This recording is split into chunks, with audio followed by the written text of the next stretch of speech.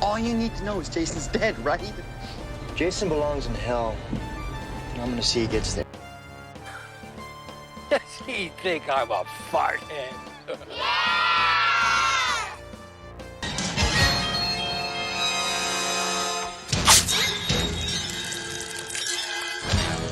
Welcome to The Good, the Bad, and the Sequel. This is the movie podcast where we're talking sequels, and typically we do it in two parts, but with everything going on still with the SAG strike and the writers trying to figure everything out and almost closing on that deal, and tomorrow is Friday the 13th. Of course, we got to cover our homie Jason Voorhees. We covered now, I think, nine of the sequels, so we're almost covering all of them. They're almost gone, but good thing there's only like one Friday the 13th, two at most in a year, so we still have a few more years of covering left. Before I talk about anything when it comes to Jason, who finally lives, and this starts off my favorite three in a row in the series, I got to introduce you to my partner in the sequel watching journey, Jamie Riccardi. Jamie, how are you? I'm doing outstanding, Doug. How are you doing? Spectacular, because you know what? We've talked about this so many times. I think no matter what sequel that we've covered, whether it have been like 7, 8, 4, 5, they all have their greatness about them. But I think what's great about this one, which is amazing, you took it, even though 5, like, it has love after the fact. I know people were pissed because it wasn't actually Jason, but Tommy McLaughlin did a phenomenal job in bringing not even just bringing Jason back to life, making Jason live. He ignited the rest of the franchise because it could have died. Like, if this movie sucked, it was going to be done, I think. So this used to be one of my favorite Jasons. But I have to tell you, after watching it, I don't know if it holds up as well as I thought it did. And, you know, and again, to me, it's a very different kind of Friday the 13th. Oh, I mean, it's there's meta. A lot of makes comedy. Fun of itself. Yeah. Yeah. I mean, so like, you know, like it's almost, again, you don't see too many kills. You know, there's a lot of couple off-screen kills. So it's not, and Jason is like Commando in this movie. You know, like, you know, in the old Jason, he just basically walks slowly and uses mostly his machete. Here, he's got like a commando belt on, throwing perfect aim dart. Like, so it's like watching it again, it's just like, I think it had a lot of potential. I like the Tommy character. I like what he's trying to do. But then you got the paintball people, which really is just so out of the blue. Like, it just really didn't make sense. So I have to knock it down a notch. It's not as good as I remember it being. Ooh, where does it go? Like middle of the pack? It's not. It's in the middle of the pack. It's definitely in the middle of the pack. So, you know, I mean, I still put like 4 is number 1. I think 2 is close to, you know, like right below 4. I don't remember 3. And I mean, I have to really go back. I mean, 1 is still good, but I think I used to have us in the top 3, and I think it's now in the middle of the pack. Okay. Yeah, I mean, it's so meta. It's like, it's not Jason X, and it's not, you know, Jason Goes to Hell. So I mean, it's not down there, but I would say it's like a close, like 4 or 5. Yeah, this is the one. If you really think about it, like the horror rules that really were invented by Friday the 13th, like they're not broken. There's like no premarital sex and then people dying. No, like wait. drugs. Wait, do they do drugs? There is premarital sex. What are you talking about? No, that's not. They all have their clothes on. That's not. They're just dry humping. No, they're not. He's fully clothed. He's fully clothed. No, he's not. Yeah, okay. It definitely was. It was definitely premarital sex. But they broke the rule of no nudity in the 80s. So they definitely broke that. But again, I think they broke the rule of Jason. I mean, it's a very different. Not for nothing. Didn't they have a character speak to the camera in this movie also? Which was ridiculous. The gravedigger, the drunk gravedigger. Right. So like this movie is, and not only that, like Jason didn't even realize some of the power that he had in this. Like he ripped the guy's arm off and he's holding like, wow, I just did that. Like, you know, so it's such a different vibe to this movie that it's almost spoofy. Like it's almost a spoofy Friday the 13th. Oh, dude, it's a wink and a nod. Everything. So many things like, what do they think? And the cuts, it's almost like Austin Powers, like with the with Dr. Evil when they're all saying the lines and the next line feeds in the next. Oh. When he goes, what are these things? What do they think? I'm a fart head? Yeah, well, And that all I the mean, kids- I always question like, what is a fart head? Like, if you're calling someone a fart head, what does that mean? Like, and how your is head's a a fart? 75-year-old drunk like German guy know the word fart head? Again, there's a lot of questions in this movie.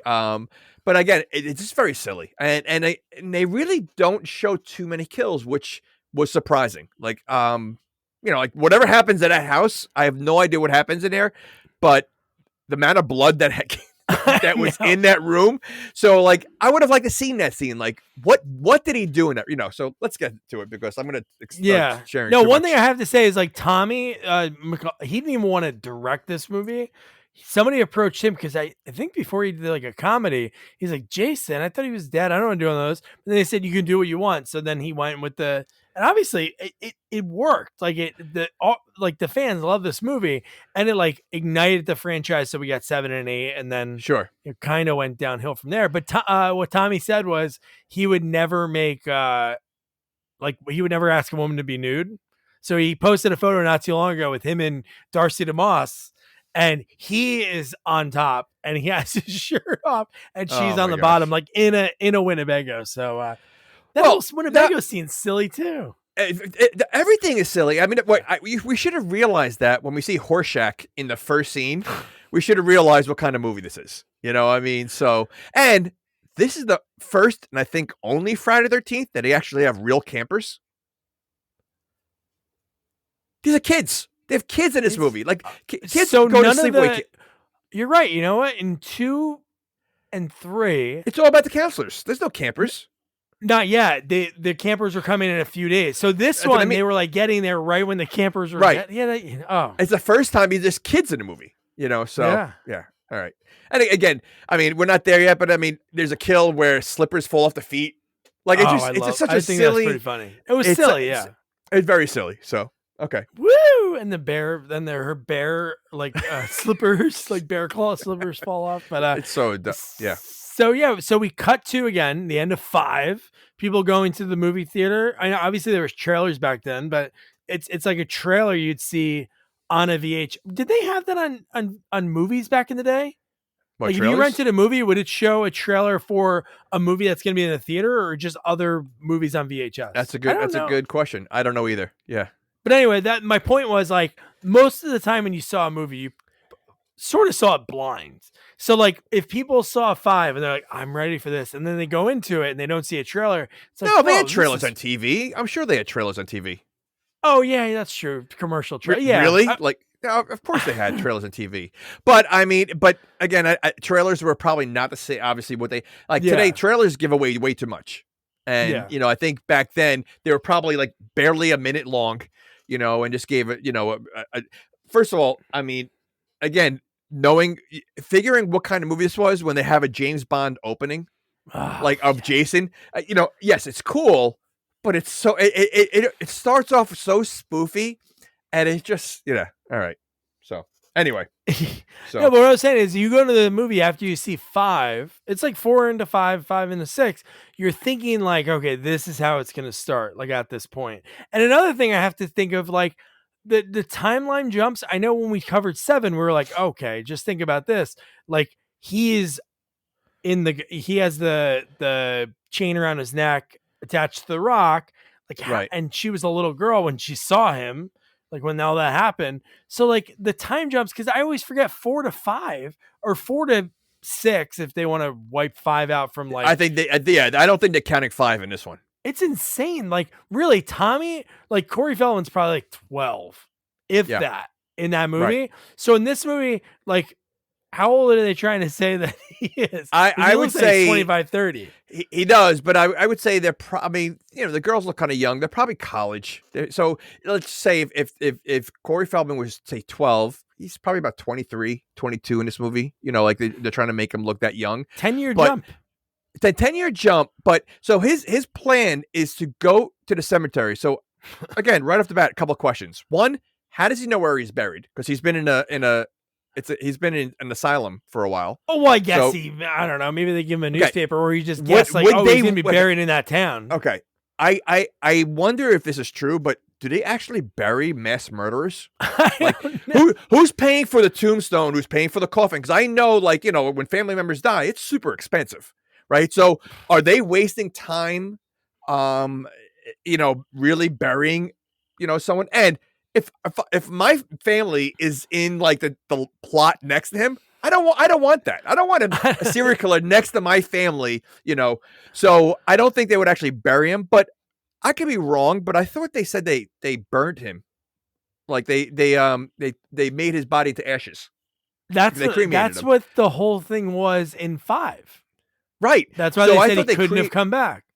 Correct. So, you know, I think again, that's why I think they're skipping 5. Yeah, So- they but wanted to anyway, forget that.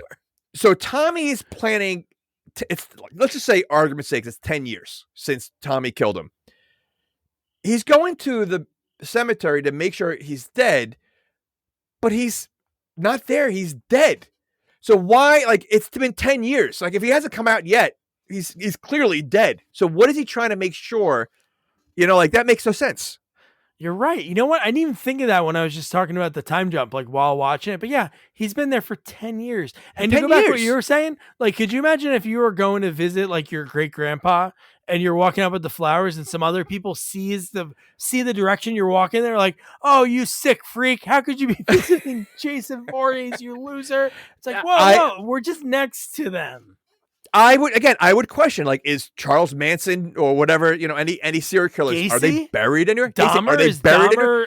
is Dahmer I in like, doubt it. does he have like a They probably- beautiful thing or something? I don't think. Beautiful. They probably threw them in the garbage. they probably just threw a garbage bag and just threw them in the garbage. Because who's paying for it and who wants, you know, like, no.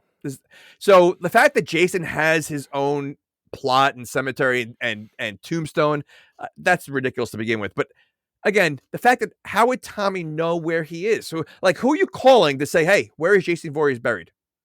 Yeah. Because you're going to tell me this is the only cemetery near Crystal Lake? Well, So, they're in the you know, middle of like- nowhere. This is like very Psycho 2-ish town. There's like nothing around. When he's driving, it's all wooded areas. Like Yeah, but that's everything's wooded except the highway. That's every Jason movie, though. Like, they have to No, it travel is. through, like, right. But, okay, so you're telling me there's one cemetery in town that they're going to bury him in it? So, like, he guessed it? Like, and again, who do you call to find out? Can you just tell me where Jason Voorhees? I don't think anyone would really give that information out. You know, so The thing that Tommy wanted to do, the director, he had an idea for 7 that it would come out that Jason's father is still alive. And that's who paid for the. See, that would be thing. stupid because they already had his mom involved in the first one, and now his dad. I mean, that's kind of stupid. I mean, I don't know. That would be a comedy movie. The dad is like a normal guy. The dad's like running for mayor of a small town, and you have to explain to all your constituents, like, "Hey, I know that's my boy, but I would never do that." Oh my gosh. But back to Horseshack, and so when they get there, and you're right, the fact that he has to need to see I have to see the body, and then he starts digging, and the best thing was that was the plan anyway. Horseshack's face when he had a shovel in his hand, and he goes, "Now start digging it," and he's like, "What?" It's like, what'd you think? He was afraid the entire time. Why did he go with him? Okay, I don't know. Can we talk about the fact that they dug a hole to take Jason out, but that hole was the perfect shape of a coffin. That hole was what a normal hole looks like when you're first putting a coffin in the hole. It was a perfect when you're using rectangle. a machine to do it. Yeah, You're using a machine, and it's a perfect rectangle. It literally was a perfect. There's no way they're digging that deep, with just 2 shovels and making it a perfect. You know. So yeah. it should be like morning. That's how long it would take to dig that deep. Like, Absolutely. And last note about the director, he was a huge fan of Frankenstein and of other directors. So you're going to hear throughout this movie, there's like these little things. And I'm sure when I mention them, you'll be like, oh, that makes sense. So the way he comes back, Frankenstein, Karloff's grocery store is where Tommy gets Megan to pick him up later in the movie. And also Tommy escapes from Carpenter mental hospital. I think there's one more, but it's pretty cool that he did like those little, a lot of little wink and nods at the audience, like throughout this whole movie. He did. All right. But God, So, okay. the fact that Yeah. No, go ahead. No, I was gonna say just the fact that he's dead. You see him dead. I was gonna say they opened the There's coffin, just right? They nothing see him there. dead. Okay. He looks like he's so decomposed. Like, I mean, like he looks like he's dust. Like, I mean, he's He looks really like Mumra. there- He looks like if Mumra was dead. He does, and his clothes are like. It looks like he's not even clothes on him. Like, it looks like everything deteriorated, like completely. Yet when he does come alive, his clothes look clean and perfect. So not only, so I guess when lightning strikes, not only does it make you a zombie, but it also brings your clothes back together. Yeah. Yeah, exactly. It brings, because he looked great. And I love one shot I love in this movie so much is I think he does look, I don't know, I guess because the lightning bolt, he looks like burnt.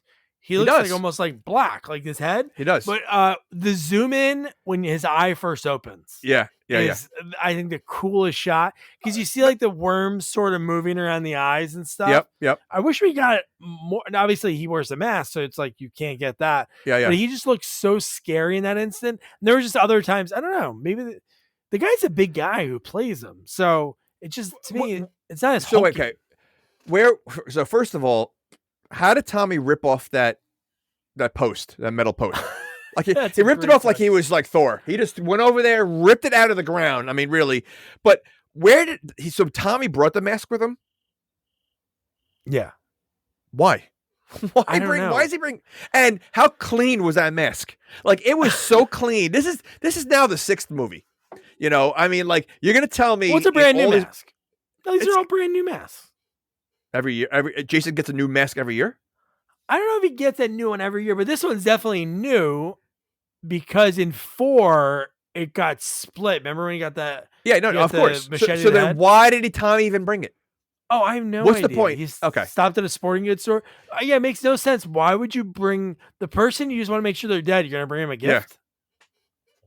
Yeah. Like and why does Jason need it? I mean, if he wakes up as a zombie, that means he's not the Jason of old. It's a new Jason, right? It's a new zombies. You know, he knows to put the mask on.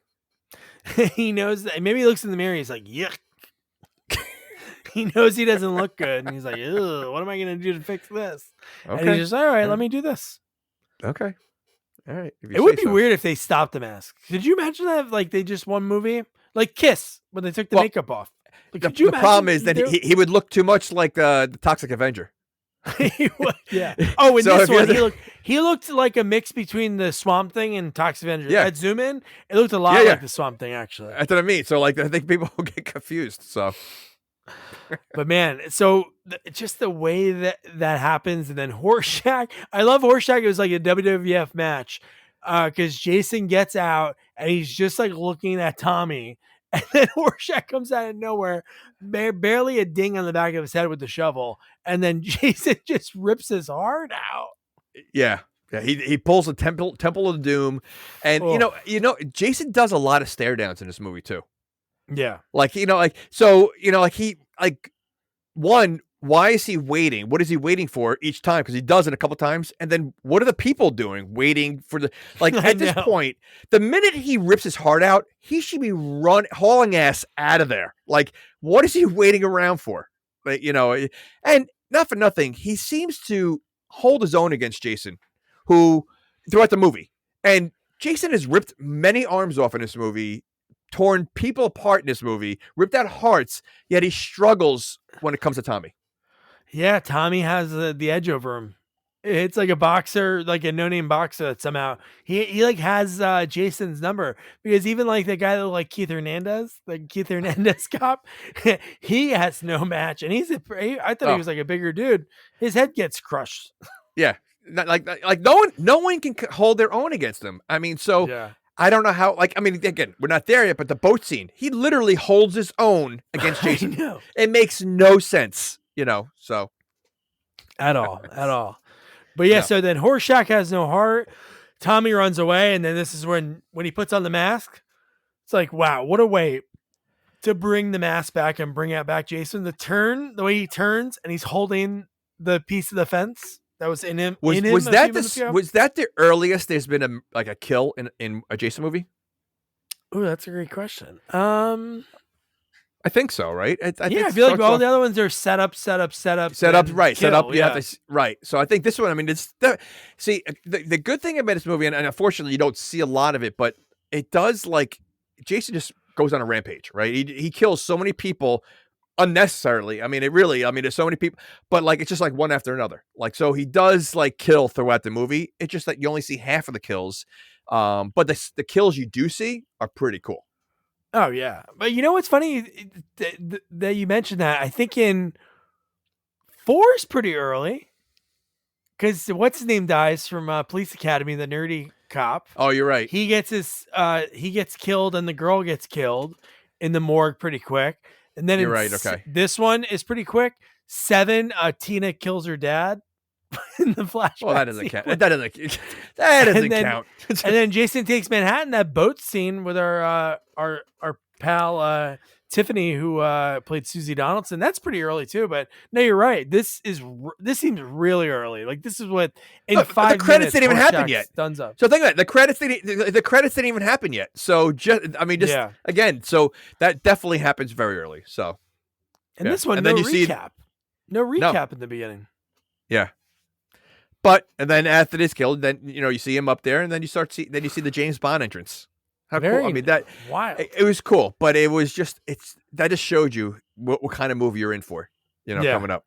So the wink and the nod at the audience, but Tommy, I did like it though. Oh, it was so cool looking. Like just if every Jason could start off like that, yeah, I think that's a great idea. Or different movies, like different famous entrances. I don't know what other movies off the top of my head, like him running away, like in Indiana Jones, like or have a cartoon one like the Pink Panther. Like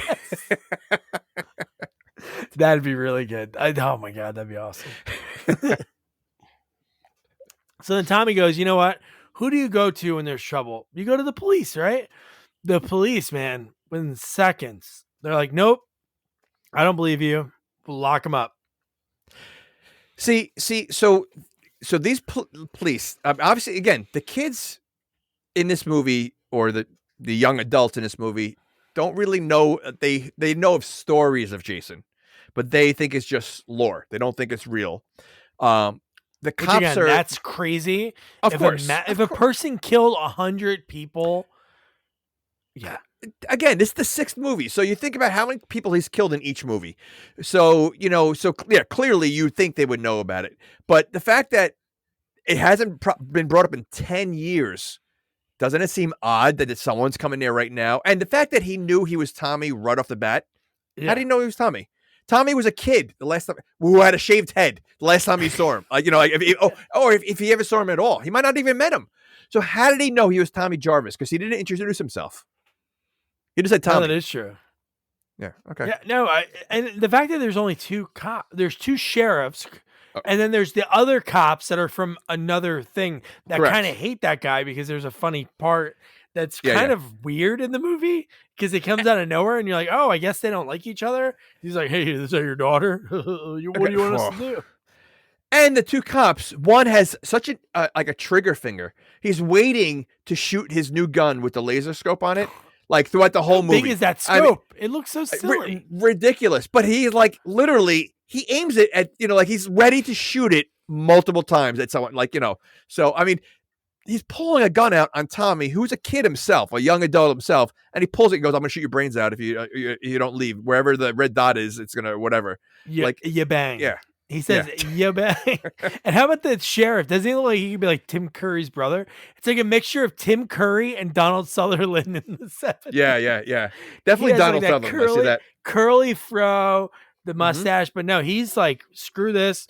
You know what? Another thing that I guess when I watch these movies as a kid, I'm just like watching them, not thinking about and not dissecting them like experts we are, like sequel doctors.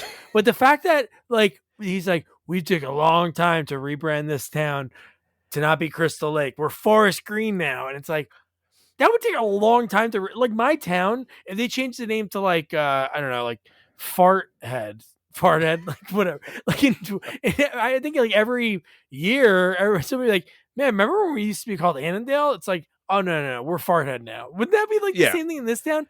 It seems like everybody's like so confused. Even like Megan, wouldn't she be like, oh, it's kind of weird that we change our town's name. Like, that's Of odd. course, the kid.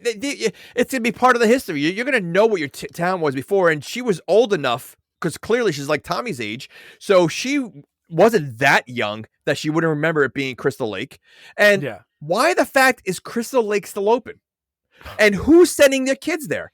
This is a place that, again, this is the 6th movie, so there's been 5 movies at the same camp that it's been multiple murders at the same camp.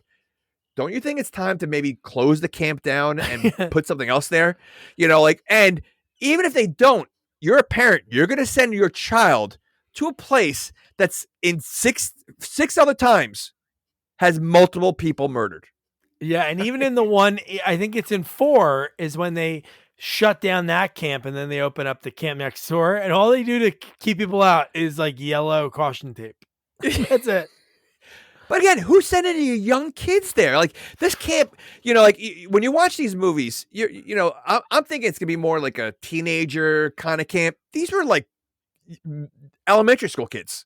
Yeah, like it wasn't even like it's this is a camp where the counselors have been drinking, smoking, and having sex every single movie, and this is the camp that's bringing elementary school.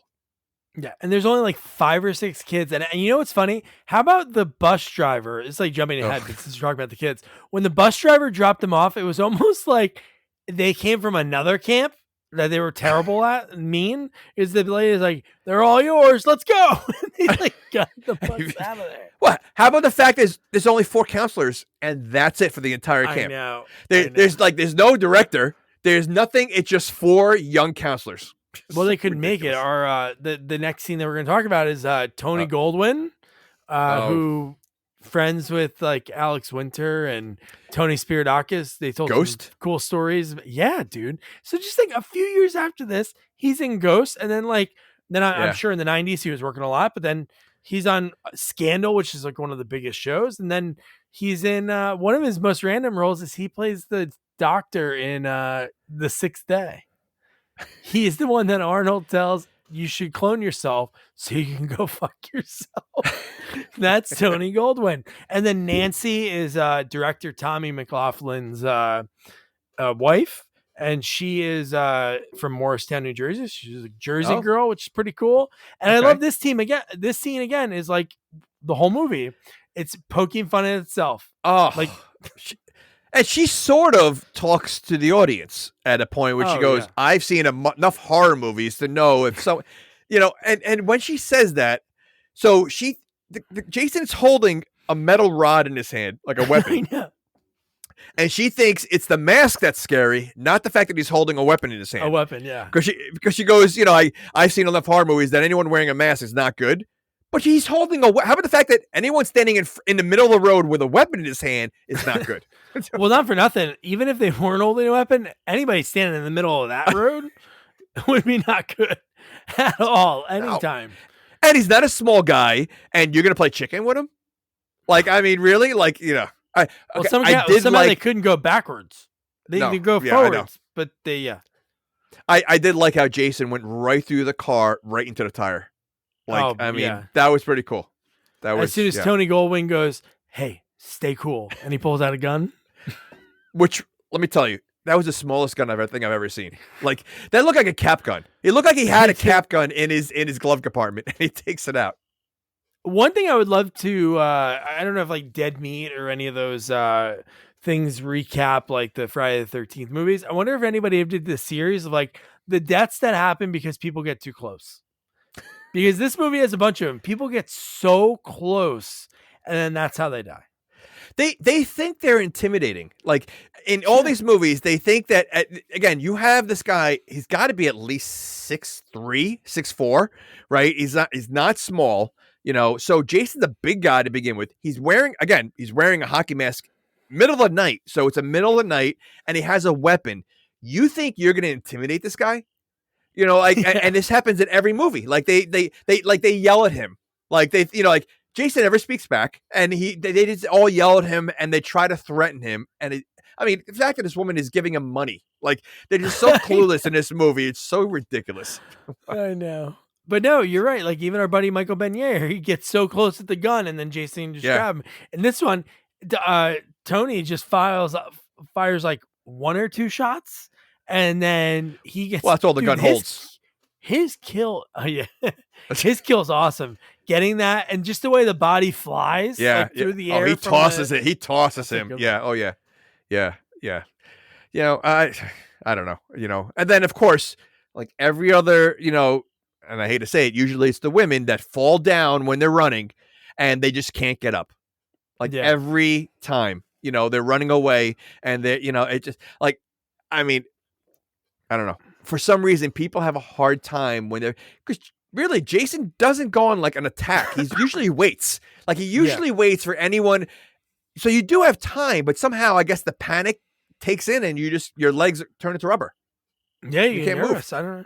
I've never been chased by a killer, but I can sit there and say like, oh, I wouldn't go upstairs or I wouldn't fall, but I don't know. Maybe your body just goes in such a state of panic. Let me ask you a question.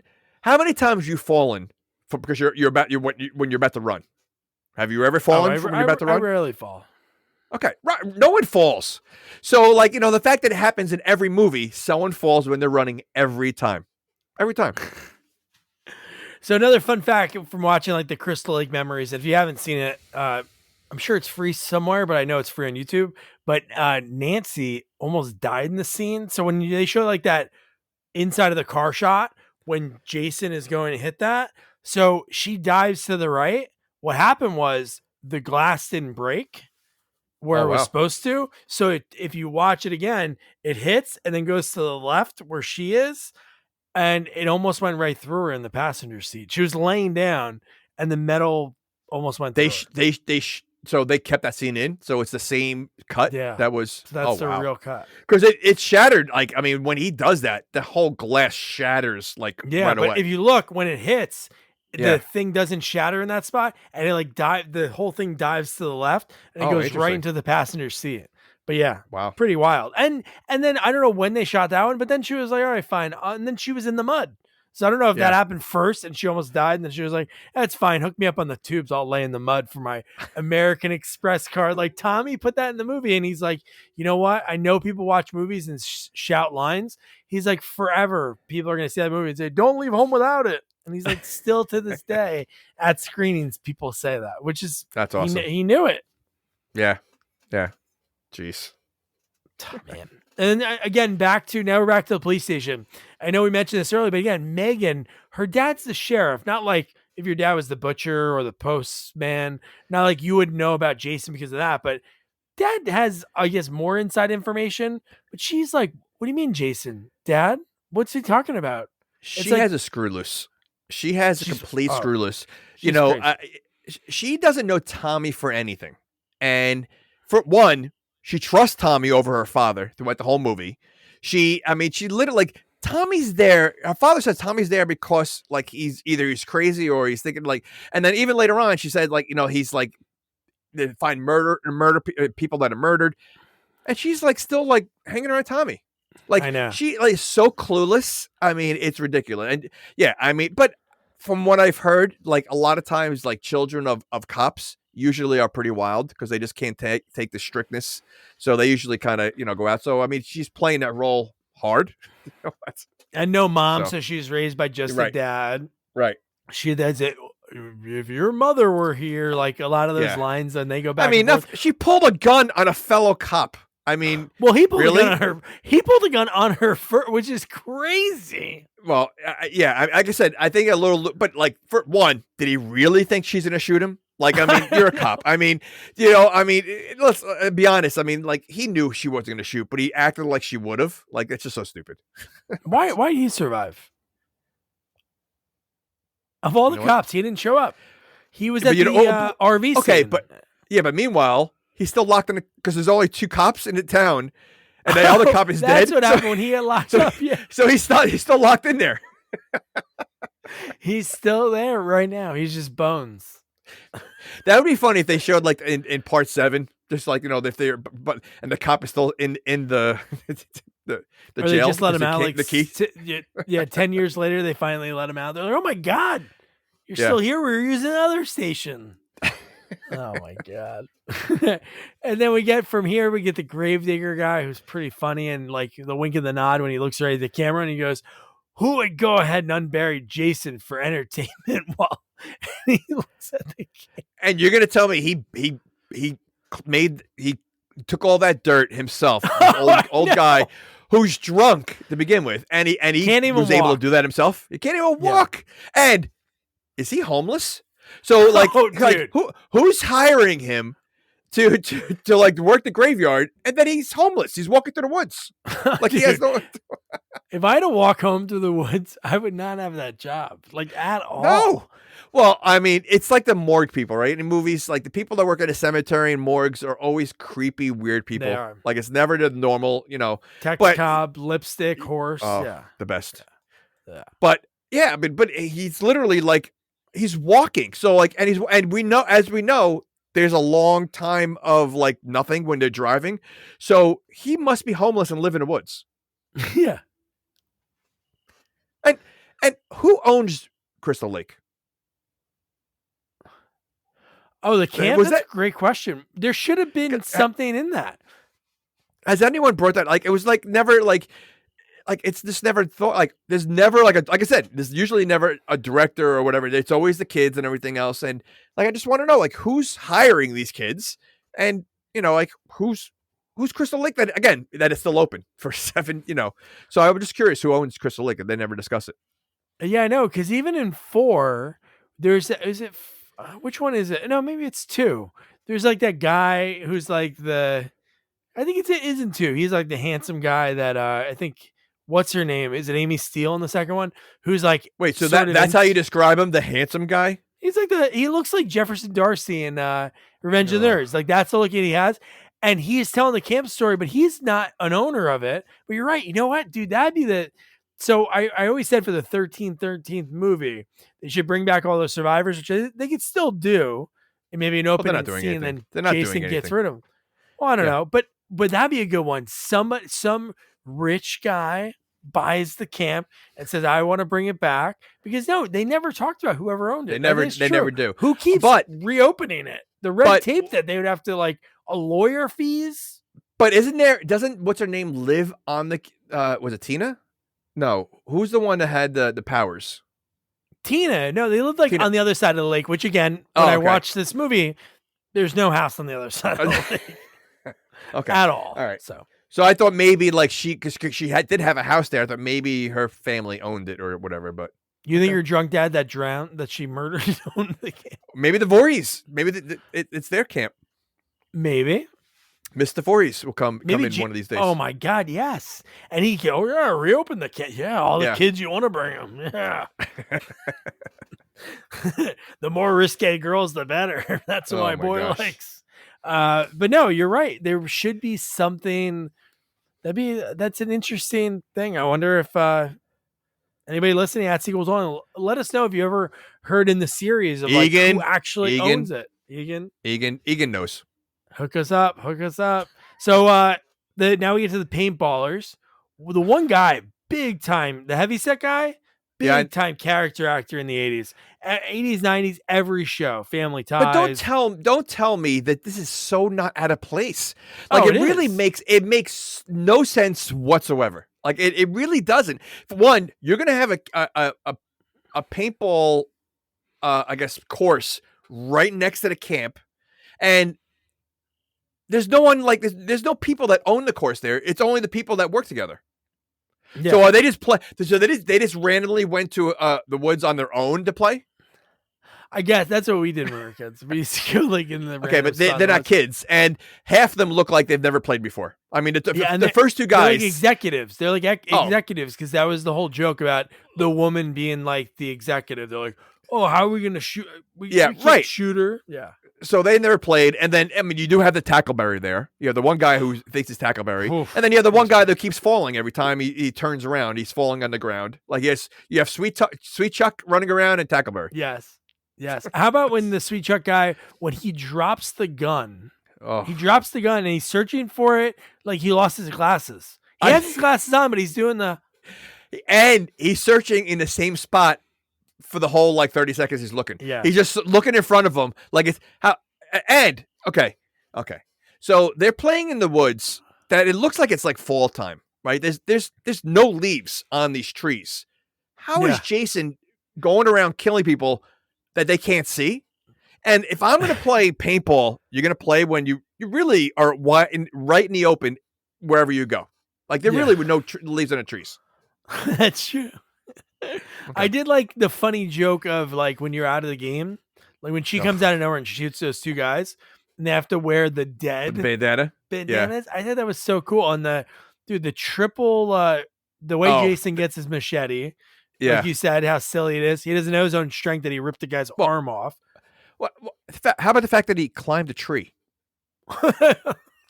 I mean, he climbed the tree and he was high enough that they didn't see him. So he had to be pretty high.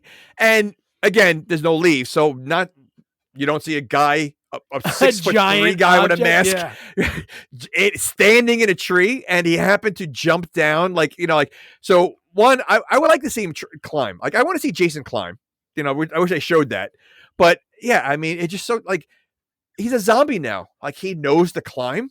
Like he does things in this movie probably better than he does in any of the other movies. Yet he's a like he was a monster before, but he's a real monster now.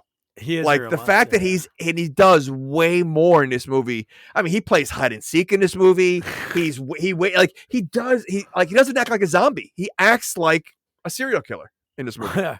He's very Michael Myers-esque in this movie. He peeps. He peeps in the other one. He does. In 8, definitely he peeps a lot. But in this one, he does. Especially peep. when he is playing hide and seek and messing with Sissy, that is really a Michael Myers-ish thing. Yeah. Messing with somebody. Oh, it's ridiculous. So. Yeah, no, I mean, again, I think he does. He's not really a zombie. I mean, I know he's a zombie, but the fact that he knows to put a belt on that has other weapons on there, he uses it and has perfect aim when he throws something like perfect aim. Like again, he's Commando. He's literally Commando in this movie. Like in part 3 when he shoots the bow and arrow perfectly through Bernie Lomax's girlfriend's eye. That's ridiculous. Yeah, I've never really thought about it. Like, how does he have perfect aim in everything? He's a monster. He's a monster, but he's a monster who lives at a summer camp, I guess, so no one's there. So he practices in the wintertime. Yeah. So in the wintertime, he practices. Yeah. Okay. Yeah, he can make like great birdhouses. He does all the macaroni pictures, all the great crafts, and then also the bow and arrow. He's that good. And not for nothing. So. He is a monster and he's a zombie in this one, but he still looks like he's in incredible shape. He hasn't eaten in 20 years. Yeah. Like you would think he would start, like he'd be running around like a skinny zombie. Like, at least zombies eat people. Like he doesn't eat any people. He just kills them. So like, how is he still in perfect condition? Like he's still in like great shape. He works out. Well, obviously he was dead. You know what's fun? Another thing I just thought of that makes zero sense. So, all right, Tommy's when he's reading like that satanic ritual book, he reads that in order to get rid of like a zombie or whatever, they have to be like put in their original death place, right? So Jason died in the water. He drowned as a kid, 1957. So the thing that makes zero sense to me is that he didn't really drown, right? That was the whole lore. They never said they had a funeral for a 8-year-old boy. Like Mrs. Voorhees never said that. So, because he bleeds in 2, 3, and 4.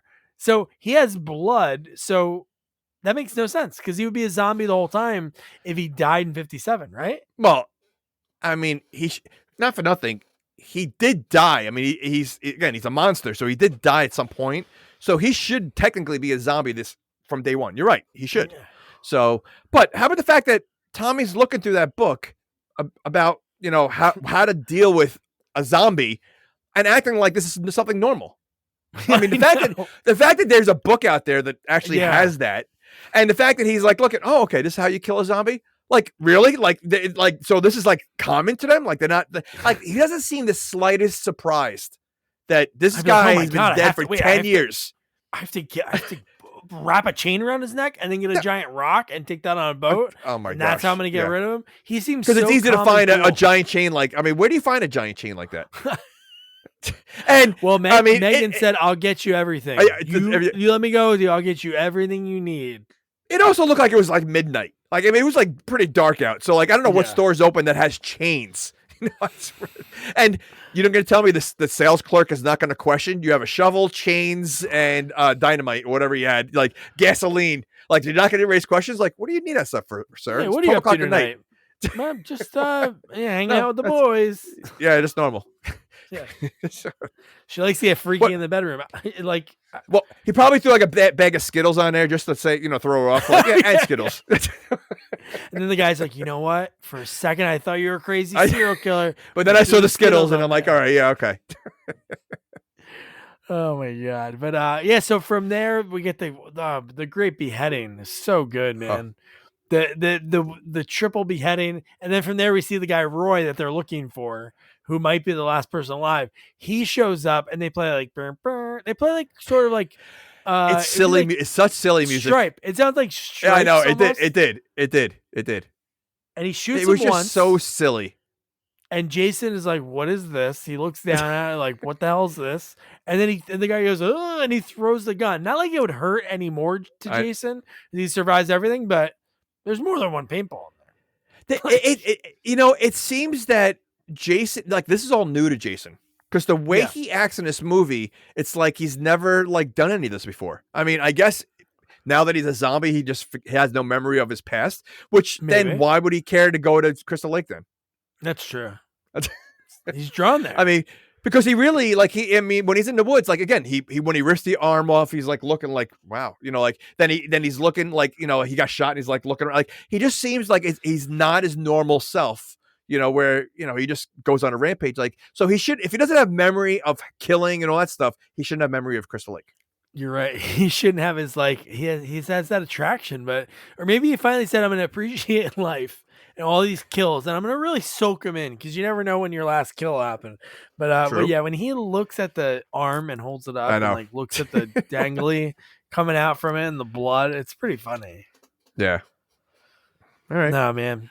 And Roy's death he just said, oh my God. But how did he die? I forget. The nerdy guy, did he die or just I know. I'm trying to think. Did he run away? No, Jason wouldn't have let him run away.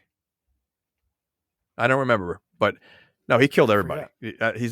Jason does not let anyone run away. So do you think he went to the police station and killed that cop that was in the jail cell really quick and then went back to the camp? Ridiculous. But yeah. Oh no, he did die.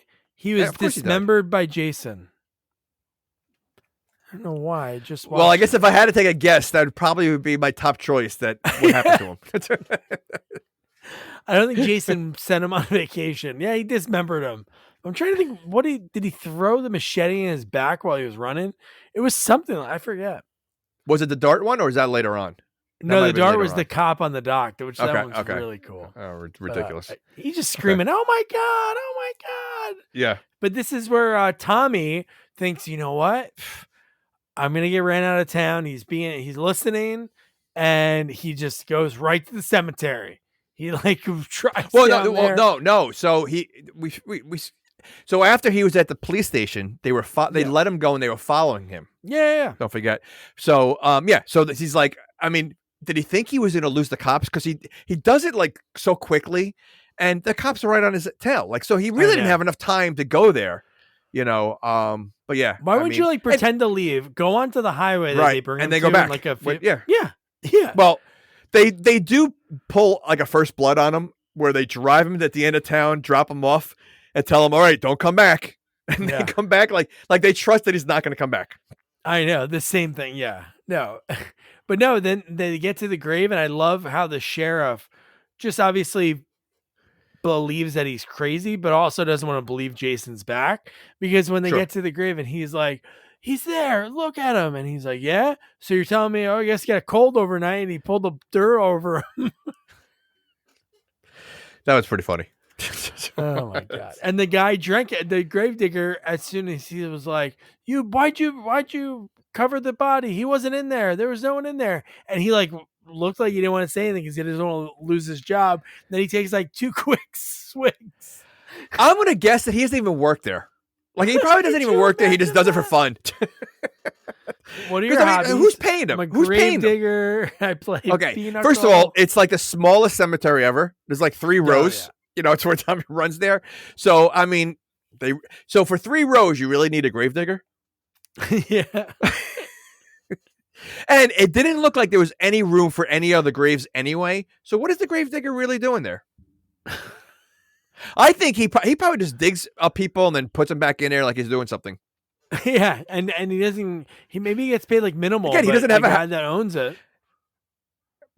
I don't think anyone owns it. It's just in the woods. It's like because again, he doesn't even have a house. So like I don't think he's getting paid on anything. Although I don't know how he has money to buy the the whiskey, whatever. That looks like it looks like he drinks rubbing alcohol with like Coke mixed in it. Oh, it it's was so like old such school. a weird brown Yeah. color. I'm like, oh, Yeah. and the swigs, and he looked like it was painful when he was drinking.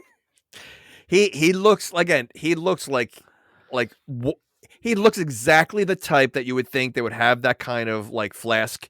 And he just looks like he's such a drunk. And again, I think he's homeless. I don't think he and I really don't think he works there. I think he just does it on the side. But his line, man, just hearing a guy that age and when he goes dig him Farthead? up, what does he think? I'm a farthead? I just again. You mentioned fart, you're gonna laugh. Like I just don't think I've ever heard anyone be called a farthead before.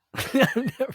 Like that's almost like a Pee Wee Herman kind of like line, like you farthead. Yeah. But like I wonder what they were thinking. Like he's got to have some kind of name to use. What the writers are thinking of. So what can we use? How about farthead?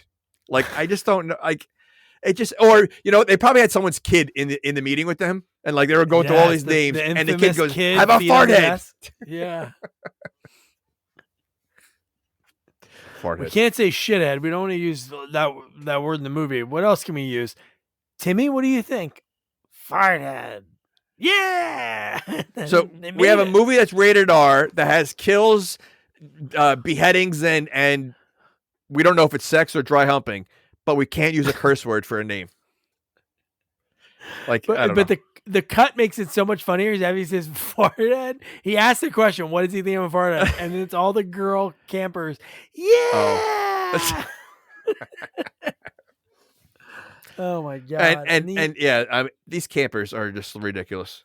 The they outfits. don't know what they're doing at all. Okay. Like they don't. Oh, the campers. Okay. Oh, I think you meant the counselors. Campers. Oh, I'm talking about the counselors first of all. Yeah, I mean, the fact that you're wearing suspenders with sweatpants, was that a thing in the 80s? She's wearing suspenders with sweatpants. Like I'd never heard of that before.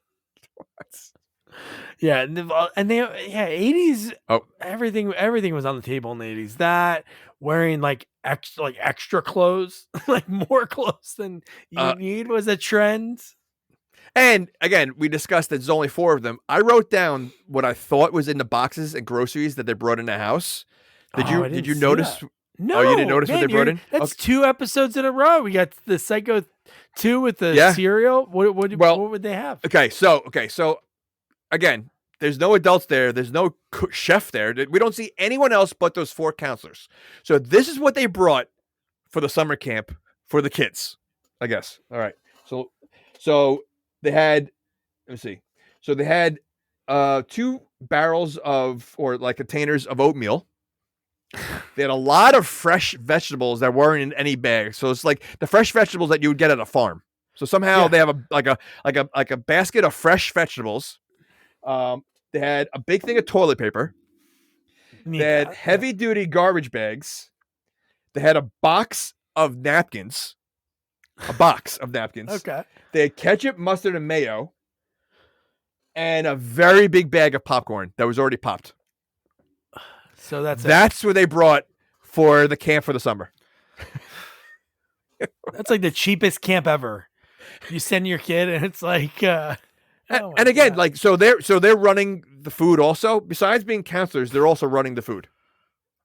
There should be like a cook there because of course there should be a cook there. There was only supposed to be 2 more.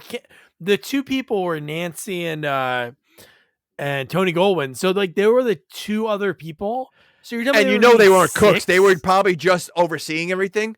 Oh, so and again, your parents, you don't do research saying, all right, this is what this is what the camp, has involved. There's a cook here for their lunch, their meals. Like, this is what they're eating. This is what, no, they're literally, their brochure has got to be very small. We got 4 counselors, and honestly, for the 4 counselors, they have 1 male counselor for all the boys. Yeah. And who clearly had no clue what he's doing because he tells some random story. Yeah. And then you have 3 girl counselors for the same number of boys. When these kids got home and they got picked up after this whole ordeal, I hope the kids were like, why don't you love me? Because you sent me to the worst camp where a murderer has come back every 10-ish years. And they met the murderer that came in because he came in with which awesome. But if you think about it, twice, Jason's never seen kids, right? He was a kid himself when he died, and then he's never been around long enough to see the campers. Yeah. Do you think he looks at them and he is still sees in himself that mindset? Yeah, of course he is. He still has the mindset of the kid. That's why he didn't kill him, because if otherwise, that would have been a great murder spree for him. He had 60 people in there he could have killed. Yeah. But he literally, he looked like he was King Kong, seeing a woman for the first time, because he was staring at that girl like, oh, wow, you're a child. Because he didn't raise his machete at all. He was he was nice.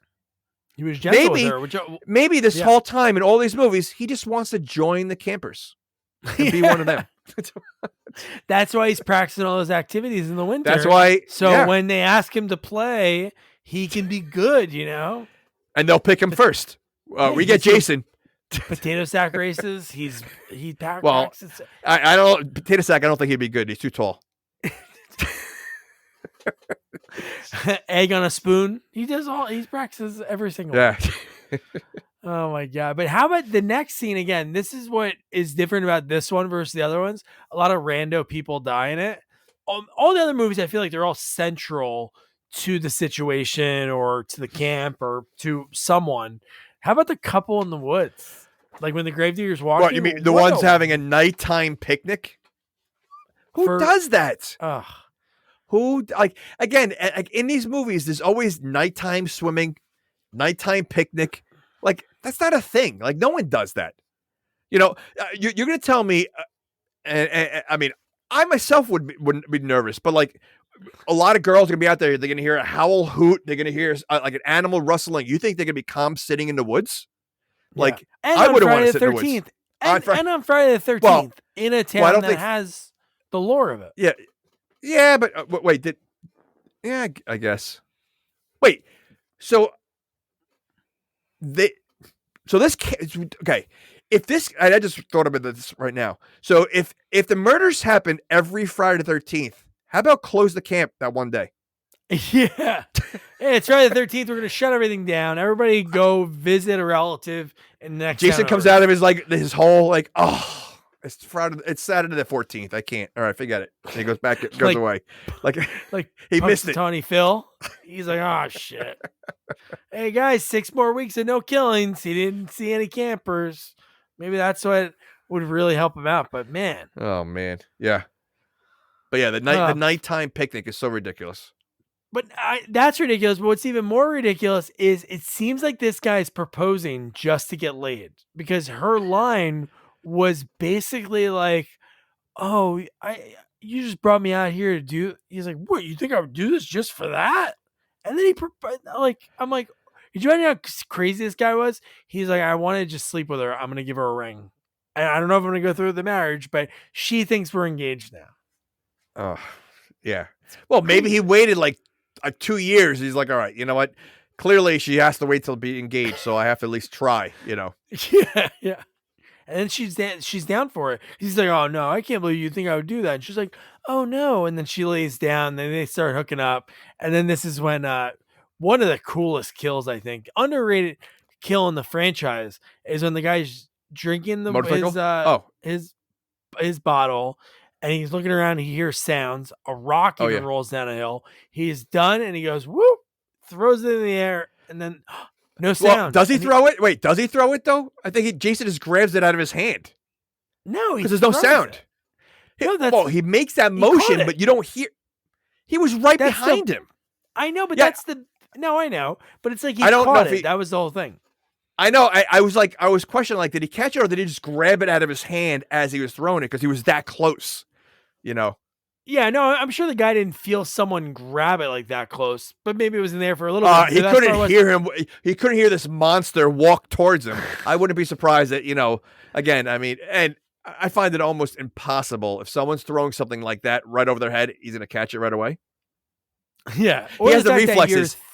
Your thrill of hearing a bottle break, which it probably wouldn't break because it's landing on dirt and Well, it could leaves land on on the a ground. rock. I mean, it could land on a rock. Could. Okay, but still, you're again. Jason has incredible reflexes to be able to catch it, Yeah. and he's a zombie.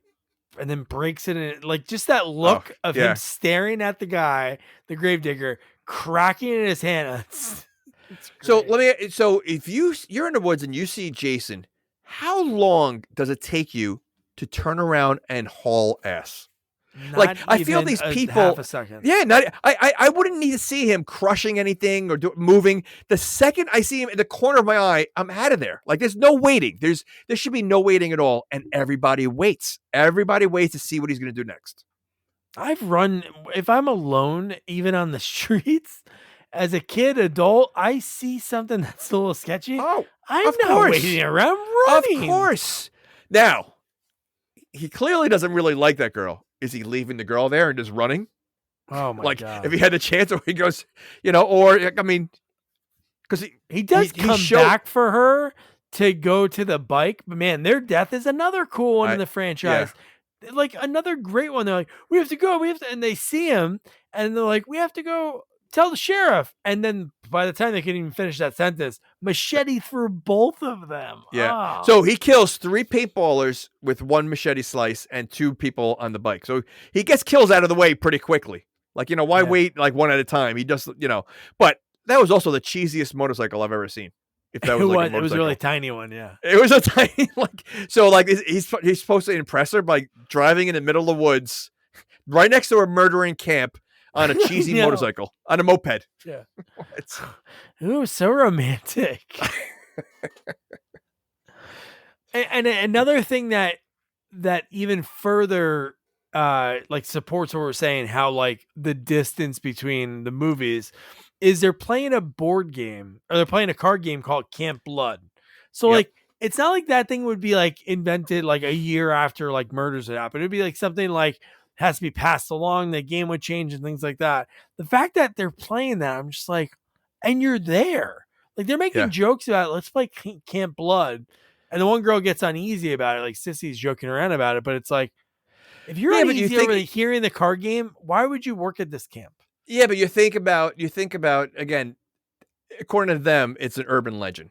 Right. So, with an urban legend, you're going to make up a game, because you don't think it's so like, that's why the one girl is not phased at all. I think the other girl is just completely creeped out from the minute she got there. So, I mean, like you said, why are you even working there knowing that this is replaced, because they're old enough again to know that it used to be called Crystal Lake. So they're not hiding it from them. It seems that way. No, it really does seem that way. But the way they talk about it, it's almost like they heard it from someone else or heard it from like an older sibling or somebody who's like, oh yeah, Crystal Lake. Like the way they say it, it's not like this was super recent, which is oh man. So did any of the Jason things get you upset? Because I think it's still funny, but it is silly when the Winnebagos are rocking, don't come a knocking, and he looks at it like a dog with the tilted head. Like, I know. It's again, he does things like a human. Like he should be more monster than he's ever been. Yet he has so many human qualities in this movie. Again, the fact that he's smart enough to unplug the generator, get into the Winnebago and hide in the bathroom. Like that's how smart he is. He's a zombie. He's a monster. He wouldn't figure any of that out. So like they made him too smart in this movie. Too smart. They really did. And he waited there for the perfect timing. Like he knew. You know, he knew I thought he would blast the music, and you're right, Teenage Frankenstein. He like knew like, oh, this guy's gonna blast it, drive terribly. Which I think it would have been funny if, as Jason's walking towards him, like he starts like stumbling backwards, sideways as he's driving. Like instead of walking like his normal straight, you know, like let him like fall down a few times, like let him like it's the way he was driving. I think, you know, add a little bit more to him. But no, he had perfect balance. The way Darcy was falling around and stuff was like, I'm like, oh my God, that's really her. I'm like, she can. Yeah. I don't know if they were really driving or she was initiating that on her own. But even before that, the fact that she is like still to this day, smoke show. The fact that she's like, oh, it's only like 7 more minutes or something like that, or like she's so like, it's almost like she was like showgirlish, like in the pool, like that scene in the pool, like she's just wild, and he looks like he's just like he was done like 3 minutes ago, like he was. So yeah, I mean, and what's his name? Court? What kind of name is Court? I don't know. I guess Courtney. But he has that typical Courtney's look, like the Johnny Depp of the 80s look. Like, you know, he's that typical 80s, like ridiculous. Yeah. Again, who's hiring this guy? Come on, just 7 more minutes. And he's like, ugh. And then Jason cuts the power and she goes, did you, I don't know if she said, did you come? She's like, did you make it? No, she didn't say that. One of those old, she said like one of those old timey phrases, like, did you make it? Or something. Yeah. No, he looked like he was exhausted.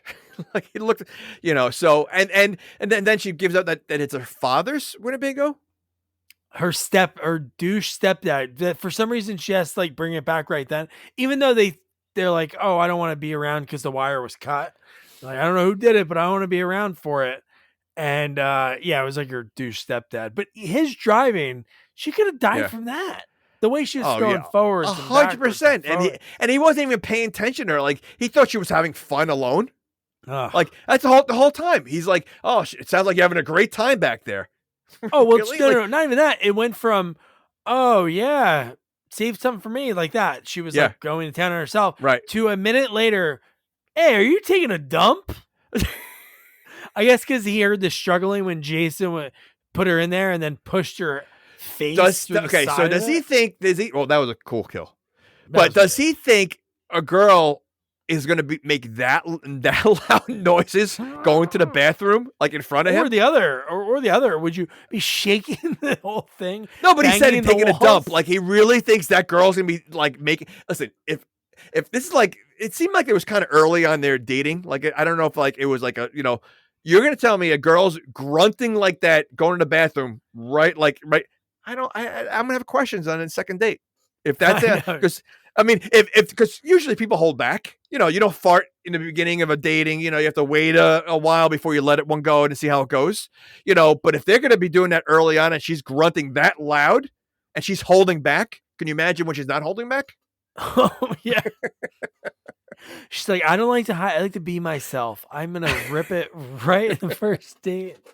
I don't hold farts in. But man, that whole thing, Teenage Frankenstein, Alice Cooper song, which is so cool that he was cranking that. Yeah. But this whole scene, which I have the clip of because we're going to watch the whole thing. And if you're listening, you can listen to it, but you're watching it on YouTube. So somehow she can't stand up, but Jason walks normal to this. Well, I think at that point is when the guy figures it out and he's already on the road. Pull over, I'm driving. No, wait, I want to rock. Oh. Yeah. Woo! He is flying in that thing. Oh, dude.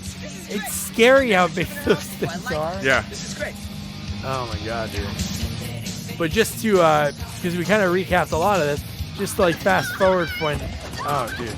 Yeah. So at least we have this. So why is he struggling? Why is he struggling with her, though? I don't know. It's almost like he's telling her, like, shh. Yeah. Oh. Yeah, that's a cool kill. But he was struggling. Like, usually he doesn't play around. He kills right away. Yeah. He was toying with her. Maybe he liked her. He had the hots for her. So he wanted to, like, hold her for a few minutes longer. But I always love these kills in the franchise is when you see him like this. You're going to tell me this kid doesn't see him walking towards him at all? Like in the mirror? And he knows to go. Belt? Okay, he knows to go to his belt to get a weapon out. Like, it's so ridiculous. Tim the Toolman Taylor, man.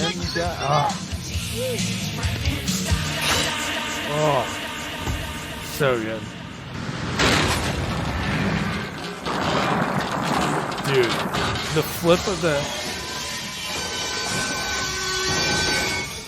And they did that in the first take, which obviously you would have to. And like when you're making a movie that's sort of a semi-low budget, you can't be breaking to it. But this shot... Wait, is his shirt tucked in? So he tucked his shirt in? Look at it. His shirt's tucked in. So he has a belt on and his shirt's tucked in. So he has to look nice for the whole movie. I didn't realize that. That's really he's proper. Why? Zombie Jason has standards. And again, he was not wearing those clothes when he was in the grave. He had it looked like he was a burnt corpse, with maggots all over the place, and his clothes are all shredded. He looks like he just walked out of the Gap. Yeah, he had a collar shirt on, and he has khakis on. Oh my god! Yeah, he's like a mechanic. He's like Michael God. Myers. He's wearing like the Michael Myers getup, sort of. Again, jumper. Michael Myers finds the same jumpsuit size every time he goes to. Ridiculous. He finds the perfect mechanic every time.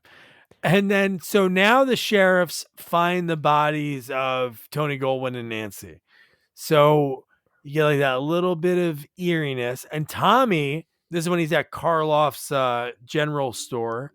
And he calls Megan, who's in this craziness. She's not at the camp. She's just hanging out at the police station. Tommy's not even there. And she's balancing in a chair. Why is she waiting in the police station? I don't know. That makes no sense. Right? Like her friends are that. all at the camp. They're all partying and having a good time. Why is she hanging out at the police station? Makes no sense. Yeah. So, yeah. Weird. Maybe she didn't want to play cards. Maybe she didn't. Because there's only 2 other people. I know. Well, there's 3, but Cole or whatever his name Court is with Dar. Yeah, you're right. Yeah. But okay, so there's actually 4. I mean, was she one of the counselors too? Yeah. Okay. So I didn't realize there were 4 girl counselors. I thought it was only 3. No, it's only it is only 3. It's Megan, Sissy, and the other girl. There's the one at the jail. What's her name? Megan, the sheriff's daughter. Yeah. They are the 2 that are playing cards, and then you have the one that's in the Winnebago. She wasn't a counselor. That's what I said. I just said that. Was she a counselor? Oh, yeah. No, she wasn't. I thought you meant Megan. No. They make a line. They're like, "Oh, Court's with some girl that he met." Okay, that's okay. That's what I mean. Okay. Yeah. Which again, okay. All right, it's fine. So the rest of this movie, and the rest of the scene when she's, gets the call from Tommy and she's like, "I'll help you and I'll get all the stuff you need." She's a maniac. Oh, like she's crazy. She's absolutely crazy, and which I think Tommy sort of likes, because there's a couple scenes in this part that he really likes. Oh yeah, yes. But at the same time, though, like first of all, she drives like a stunt driver. I mean, how long was she driving backwards for in the highway when the cops are chasing her? She was a pro. She was an absolute pro. And then just before, so she picks him up and she goes, "What are you doing?" Because he just wanted the car. Yep. And then she was like, "Nope, it's mine. Only I drive it." She's like, "What are you, an idiot? Park it behind the store so nobody could see it." And then at the same time, they just found obviously like the counselors that were killed, Tony Goldwyn and Nancy, and then they find the paintballers. And I love the line that the sheriff with the red laser, he goes, "Yeah, he picked the perfect day to do this, Friday the 13th. He says they had to throw it out there, of course. Yeah. Well, I think there's a part when he goes over there. He goes, "Did they find anything else?" And it's literally an arm right in front of his feet. When they like the body parts were sitting right in front of him, and he's like, "Did you find anything else?" Like he didn't even see it. And then the fact that Tommy wanted the car, so he wanted to just leave the girl there and take off and leave her in the middle of nowhere. That was his plan. Yeah. You know what? That makes zero. Yeah. Why would he think that? Why would he think she would be into that? Oh yeah, sure. Leave me while you say a killer's on the loose. Right. Not only that, right? Not why would she be into that, but so he knows it's a killer loose, so he's gonna leave her in the middle of nowhere where the killer can get her. Yeah. Okay. Jason could walk past Karloff's. Like that isn't that far away. It's not like it's because they have to like circumvent everything. Because at this point is when they have to go get the stuff, and they do pick it up, and then that's when they get chased. But in between of that, we get Sissy's death, and I didn't Google it because I didn't want my computer history to be ruined. But Sissy's reading Men at Play magazine, and it says nude special, but the guy on it looked like the Tiger King. He had blonde hair. He looked like an old man, but she was into it. She was thumbing through it, That's just all right. enjoying her times. Listen, Ron Jeremy, we'll bring him up again. I mean, look at the guy look like. So, and women like it. So, but yeah, I mean, the fact that we have Jason at the camp at this point, right? He's at the camp at this point, or no? Mm-hmm. Yeah, right. Because he plays. You have all these kids there. Don't like. Wouldn't a counselor sleep near the kids? Like, I feel like their cabin is so far away from the kids. It is, yeah. And the fact that they didn't realize this is how bad of counselors they are. They didn't realize that their door was open. Like the door to their cabin opens multiple times. Yeah. Like later in the movie too. And like no like realization of it. And they just like, oh, it's probably Court playing a prank. That's a sound that's outside. The little tiny sound. That's something in a lot of these movies. They think it's a prank. Like when a killer is doing something or setting them up, they always think that one of their friends is playing a prank. Was that big in the 80s? Like people just pranking people all the time? Pranking, yes. But you would think it would be like 90s was like Jackass and Like well, Jackass like didn't really do pranks. They kind of put themselves in their own pranks. Oh yes, they did. Yeah, they pranked themselves. But the fact she goes, I'm gonna pour lemon light soda on their head, and she looks out the window. So she's like, huh? Did Lemon like? She could have just said, "I'm going to pour something on his head." Like, was that like a? Like, I know she didn't say a brand, but like, that's supposed to be like a get back to someone. Like, I'm going to pour lemon soda, whatever, on them. Like, it's just so stupid. People, soda stinks. Get poured on like Coke, but lemon lime, it's the worst. Oh my gosh! And I mean, again, this part is so silly. Like, her shoes, her slippers, are left behind. Like, but he was right there because you heard it hit something. So of course. So for the rest of this movie, it'd be funny if they had one joke if like somebody walked into a room and they're like, it smells like lemon lime soda. or when he killed her, you see like the lemon lime falling off his mask, like sliding off his mask, and it's all. He's wiping it, he's cleaning it in the mirror or something. But yeah, he just like flings her out. The bear and I love that her roommate, the girl there. Oh, I guess she walked out. Yeah. I guess she left. Yeah. And then Jason's carrying her, right? He carries her. Yeah. Oh, yeah. Oh, dude. Because he snaps her neck all the way off. Yeah. And I love that they're walking. No, he takes her head off. He takes the header off, right? That's what I mean. He snaps it all the way around. It comes off. And then when he's carrying it past the dorms, and the little girl that they use like 7 times in the movie, which is crazy. I wonder if that was an idea for a sequel too. The 7th one, because they use that girl so many times. Like she saw Jason, she carried the machete, she saw him carry Sissy's body with just the head gone. Yep, but nothing. But why was Jason carrying the body? Where is he bringing it to? Well, he likes to prop him up because I don't know where he hid that one, but he did somehow put the head in the sheriff's car when he had no time to do that later in the movie at all. True. Which is kind of silly, but it was a cool image to watch him walk along the windows. Yeah. And had that one girl see, I think her name was Nancy or something. Yeah. Oh, was her name Nancy? Because that would have been a throwback to. Oh no, you know what? You're right. It is Nancy because somebody said to Tommy that, "Oh, it's so great that you did a homage to Nightmare on Elm Street for Nancy." I mean, Heather Langenkamp's character. You know what? This little girl had nightmares, couldn't sleep. Yeah. That is but it's not. There you go. But he said it. I think it was his sister's name or something. Like he chose like his sister's name. I don't know about that. I mean, again, the only girl in the entire camp, her name is Nancy. She's the only one that couldn't sleep. The only one that was having nightmares. Her name is Nancy. I don't think so. I think that's a Rip Torn moment. Rip Torn. So I guess Men in Play magazine can lead to death.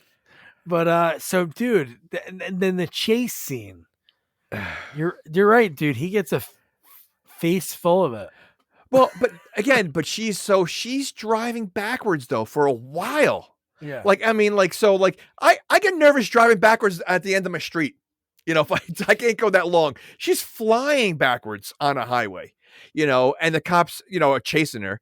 And again, like then she spins out and she's like, it's crazy. And at this point, they're already chasing her. Why does she still have to have his head in her lap? Like, she likes it. Like, well, she does, and so does he. But I mean, you know, like first of all, they're not going to see him. I mean, she's clearly like ahead of them, so she's not going to see who it is. So, but it was just like she's still trying to hide him. You know? Yeah, but ridiculous. that Keith Hernandez cop, I guess he doesn't like the sheriff. The sheriff, I feel his last name is like a horror homage. I forgot who it was. But anyway, the fact that he's like, I'm gonna call on the license plate. It's a red Camaro license plate. And the guy's like, orange. That's orange. Orange. It's my Camaro. daughter's car, and he's like, well, what do you want us to do? And he's like, well, definitely don't shoot her. Is that what he said? It was something crazy like that. Well, again, they are trigger happy police officers over there. They are. So I mean, they were just waiting to use the guns. So yeah. That's a good warning. So I think what was his name? Sheriff? No, that's not his name. No, they have Sheriff Myers. I gotta look it up. Wait, because whoever did this thing on Google put like the wrong actors' photos of some of the people, and I was like, wait, that's not that guy. What the hell is his name? All right. All right, I'll pull it up momentarily. But yeah, so how about not even that? How about when he knows it's his daughter, she spins out when she gets caught. She does like a little stunt, like kind of like 90-degree turn, and he pumps a shotgun and points it at his own daughter. Yeah. And That's again, wild. she stops. Like, why at this point? She already knows her father's gonna be mad at her. I mean, clearly she knows the cops are after. Why would she just stop for her father? I mean, to me, at this point, you might as well keep going. I mean, you know, you're gonna get in trouble once you stop. So you might, you know, he already knows. Just keep going. Yeah. Can it get any worse? Like, is your father gonna get any more mad if you turn around and keep going? Yeah, and is he gonna kill you? And not for nothing, he looks like he has absolutely no control over his daughter. Like he probably doesn't punish her at all, and if he does, she sneaks out the window and takes the car anyway, so it doesn't make a difference. Yeah. And so his name is Sheriff Garris, and I believe he named him after Mick Garris, the writer who wrote like a bunch of horror stuff. He wrote Hocus Pocus, directed a bunch of stuff too. But I think I like how you say a bunch of horror and then you mention Hocus Pocus. Now I'm trying to think. He wrote a bunch of Stephen King stuff. Okay. He didn't write The Shining. I think he directed the Shining series, but yeah, it must be that because Mick was in his like 30s around that time. Forgot his first project, but I think that's what it was that he did. He wrote some really good stuff. He wrote Critters 2, right. But there's definitely something before that. Obviously, it must have been good enough that he was like, oh, you know what? Let me make sure to use his name. But yeah, I don't know. Maybe not. All right. It could fit. Just a random name, but right. But yeah. So the fact that he pointed at By the way, there was a big blooper in this part when they go back to the police station. Oh, what was that? He turns to Tommy and he said, "You just sit tight, Jason." Oh, I don't think it was a blooper. I think because he thinks he's saying you're pretending to be Jason. So that scene before. Wait. So he thinks that Tommy, who's telling him that Jason's alive, killing people, actually went out to kill people to show him that Jason's alive? Oh, yeah. He thinks he's crazy and he wants this to be a true thing. Because it seems like nobody believes in this town. Even though 10, 15 years earlier, they brought Jason's body into a morgue and he murdered people in the morgue to get back to the camp. But again, Tommy was clearly like he went there telling him what happened. He went all out of his way to show him the cemetery. And because they're not believing those two things, he said, you know what? The only way this kid's going to try to get us to believe is just chop up some people so their arms are around and we can find them. And now we're going to believe him. Like that's the story that they think is what Tommy did. In their head, because when they saw the paintballers, that's when they said, okay, then they're the worst cops ever by far. I mean, we've seen a lot of bad cops in all these movies. These guys are the worst. I think the worst ever is Halloween 5. I think those guys are the worst because they had like the clown music that accompanied them every time. All right. But no, it is silly for them to believe that. And I'm like, are you kidding me? You really think? And then this is when Megan's like, when did the killings happen? Yep. And then they told him when, and it was like, he was with me the whole time. And he goes, lock him up. Still, I was going to say murder. Yeah. So dumb. Not good. Okay. Yeah. In reality, Tommy saved that sheriff's life because he probably would have gotten a call. We need some backup, which backup is only one cop, but we need some backup, and he probably would have been dead too. So it is crazy. The backup. We saw so many other cops in other scenes, but the only cops that made it were Keith Hernandez and the tall guy that gets killed. That's it, right? The guy in the dock and Keith Hernandez. Although the father has the best kill. Oh, one of the best. Some great kills. To me, that kill should be like in a top 10. The kill on the father by far. Bending backwards. Which, by the way, the daughter again seems more concerned about Tommy, who she just met a couple hours ago. Yeah. Than her father. Like she acts like they've been dating for years. She literally just met him. It's been less than 12 hours. Less than a day. Not a day, not even a half a day. It's like literally like, because she's only seen him for the car chase, the beginning when he was in jail, the car chase, and then thrown in jail now. So if you break that up, she's only seen him, 3 hours? If that. Oh, yeah. And she's acting like she's like in love with this guy already. Like, it's just so ridiculous. Her friends are dead. Her father's dead, yet really no remorse, but Tommy, she was like really concerned with. So stupid. Are you okay, Tommy? Let me dive into the water where a killer is, and I'll leave these kids by themselves. Oh my gosh! Like she doesn't know. Jason could have like snuck out of the water and go to like slaughter those kids. No, it's fine. Unbelievable. But man, so that little girl Nancy, like this shot's really cool too. The POV of the machete, the bloody machete going into the room, and then it's the fact that the girl, I'm not saying I could, there must be blood as a smell. Like I obviously smell my own blood. Like when I almost lost my foot on the beach in that accident, like there was a lot of blood, but I almost passed out. So I don't remember. Wait a second. Wait, so you think not the fact that Jason's been buried for 10 years, the smell that he probably gave, you're talking about the little blood that's on the machete. That should have woke everybody up. There was a lot of, no, not waking people up. I'm saying the counselor goes, must be court playing a prank. I'm like, no. But how about the BO on Jason? Like this guy has been buried with maggots for 10 years. Like he's got a smell. Yeah. Oh my God. It smells like decomposing a dead kid. Body. And lemon lime soda. That would have been funny. Like, you know what? I smell lemon lime soda. What must be Courtney must be getting a drink or whatever it is. Sissy, is that you? We know you always drink lemon lime soda. Like, what a weird. Oh my God, what a weird thing.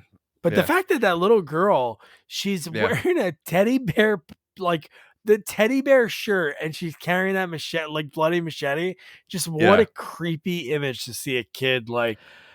And you know what? Like just to have this many young kids on set for a movie like this, like I wonder, like, I mean, really, like it's the Friday the 13th. There's a lot of disgusting kills, and they had to be somewhat scared. I mean, doing some of these scenes because they were all really young. The boys weren't so much. I mean, because the boys were having conversations like, "Oh, I guess we're gonna die now" or something. Like it was something I forget what they said. Yeah. What were you girls like when you grow up? That was pretty. That was pretty funny. That was really funny. What were you gonna be? So how about with Jason? So Jason is like he's my favorite, and he's like I think most people's favorite slashers. But he's very irresponsible here because he like lost his machete. Like that's the first thing I thought of. I'm like, he dropped his machete like when he's carrying Sissy. He like carried her, and then he goes, "Oh shit, I forgot it!" Like you forget your wallet and keys, and he's like, "Oh, let me go back." And the little girl. But unlike other movies, he has the commando belt, so he does have other weapons on him. So I don't think he's as concerned. Maybe it was dirty. He's like, "Yuck! I don't want to reuse a weapon that has blood on it. I need to use a new one or something." It was so silly that they found that. Now, if the little girl walked in with like an arm or something like that, then it's like, okay, that's. But why would he leave his machete? That's silly. Well, maybe he just couldn't hold the girl and the machete at the same time, and because she, maybe she had, a little heavier than he thought, so he had to hold her with two arms, and he had said, "All right, I'll put the machete down now. I'll come back for it after." Yeah, the little girl came out and grabbed it. Why was the little girl outside at middle of night anyway? Well, she saw him carrying Sissy. So you're going to go out there? A little girl's why going to go she out there would when do she's a monster of a man carrying a headless woman. And you know what? let me go out there and see what's going on for a 5-year-old. I don't think so. Yeah. But then the counselor brings her back tucks her into bed and says, "Hey, when I get scared, close my eyes, say a prayer." When she's leaving, another cool shot it's kind of similar to the shot that we saw earlier, but when you see her leaving and Jason's trailing her in the windows, oh my God. There's really great shots in this movie, like the creepiest of Jason when he's in the background, whether it be like in the Winnebago, like the court kill, or this one when he's just like tracking her and then following her back to the room. Very silent. He's in the woods with tons of leaves on the ground. We've seen tons of leaves all over, and he's silent throughout the whole movie. No one hears him. Yeah. Okay. But the machete's gone. So the big thing that's crazy is she just left the machete on the ground because she walked in, she looks for it. It's just blood there, and the phones are still out, and then the door again swung open on its own. She kind of thinks it's like a prank again because she like how does a counselor not like lock the door? Yeah, like, or why is there not just a normal lock on it? Are those just like old school, like in my shed, like those kind of doors that you have to like latch it like every time? It could be. Well, if you think about it.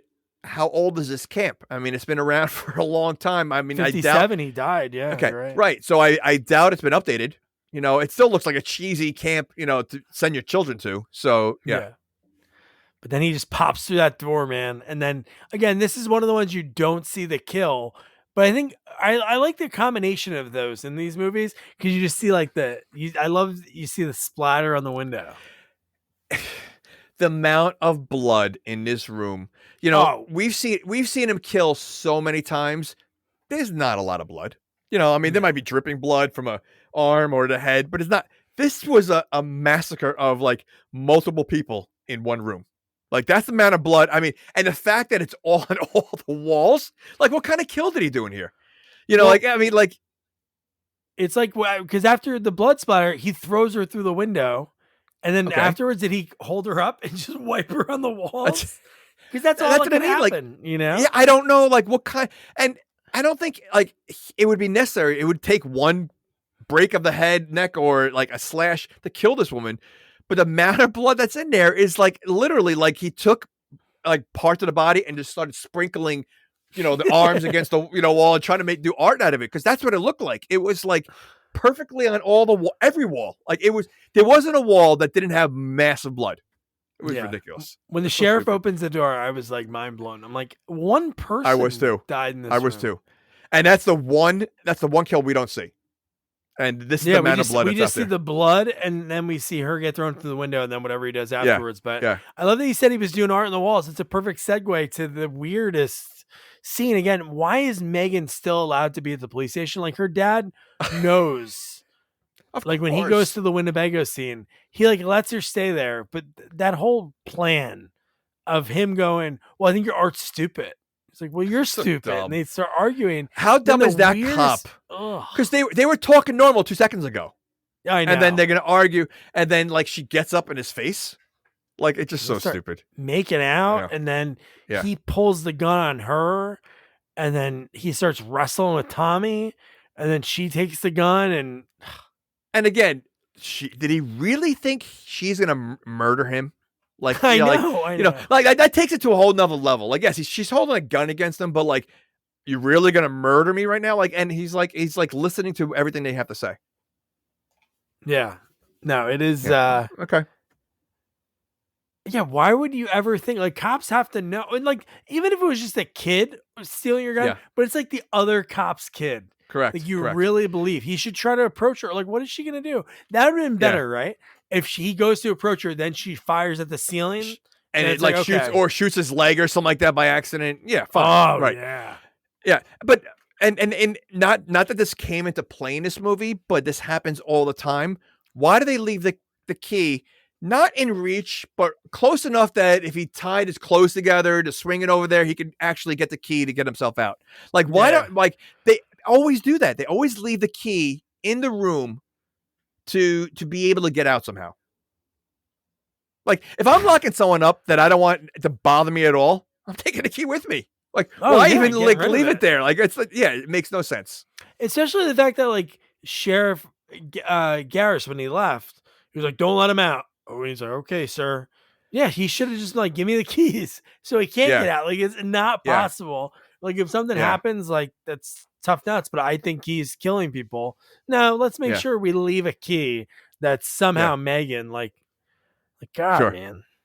No, absolutely. Does Megan get charged with anything? Like, after this movie, that guy's still alive, right? She's alive.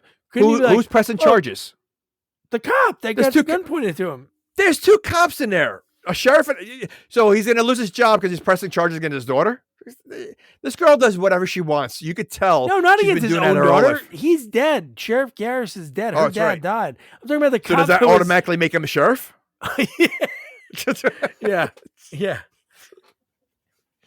It's like the royalty. Oh, I'm in charge now, and then now he's in charge.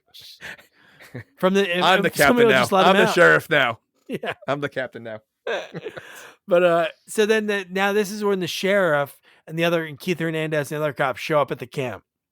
Yep, and dude, the kill at the dock. I know it is silly for like how great. Yeah. Well, before they get there, so when he sees the kids, he tells them all to hide under the bed. Did you see how they went under the bed? They all like dove in the air, like to hide. Like, it was the funniest thing. You have to watch it again. These kids are like literally diving. Grab Raggedy Andy. The hamster got under the bed. So just in case Jason was going to come in and murder the hamster. Nope, not going to happen. Oh, wouldn't you be nervous that the hamster's going to make noise? Like, you're going to bring the hamster under the bed with you. Like, I wouldn't want the hamster next to me. I wouldn't want the kid that's crying next to me, and I don't want the hamster next to me. Like, Jason's never killed a kid. The only kid he was like probably wanting to kill was Tommy Jarvis. There's no kids in the movies. Yeah, but there's no kids in the movie. No, Tommy I know, Jarvis Tommy was the only Jarvis kid. Yeah. Right. Okay. So it was crazy that. How does Jason recognize Tommy? Like, he's, I'm the one you want, but how does he know who he is? I know anybody could say that, right? And then she could say it, and somebody else, like one of those movies, and it's like, I'm Tommy Jarvis. Yeah. And he's a zombie. Does he understand English? Like, he can understand like what they're saying at all? Do zombies? No, they don't. In some zombie movies, they understand things, right? Was no, they hear a noise. In love with a girl? But he was like a half zombie. Like, he was alive, but yeah. But I mean, in general, they just listen to noise. So, like, you know what? They probably sound like the Peanuts, like adults to zombies. Anytime you hear,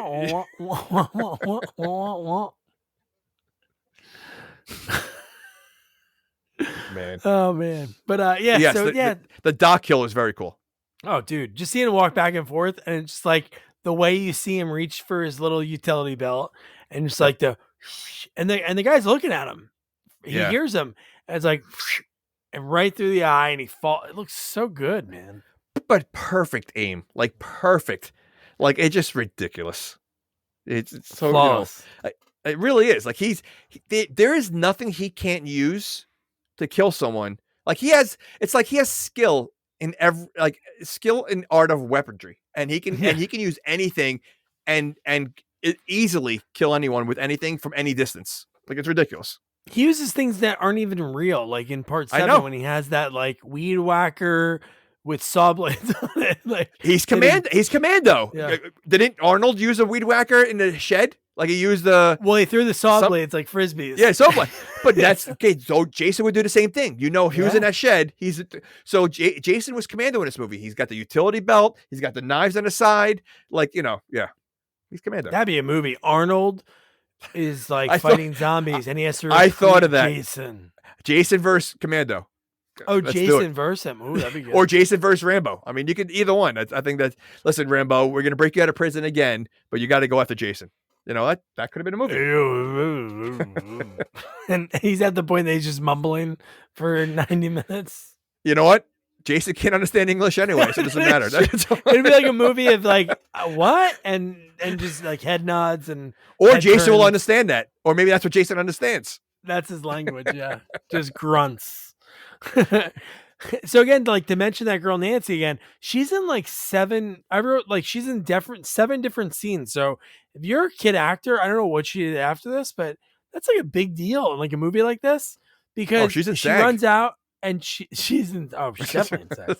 But she sees Keith Hernandez, and then she's telling Keith Hernandez about the boogeyman, that he's out there, and then dude, Jason comes out of nowhere and just crushes his head in seconds.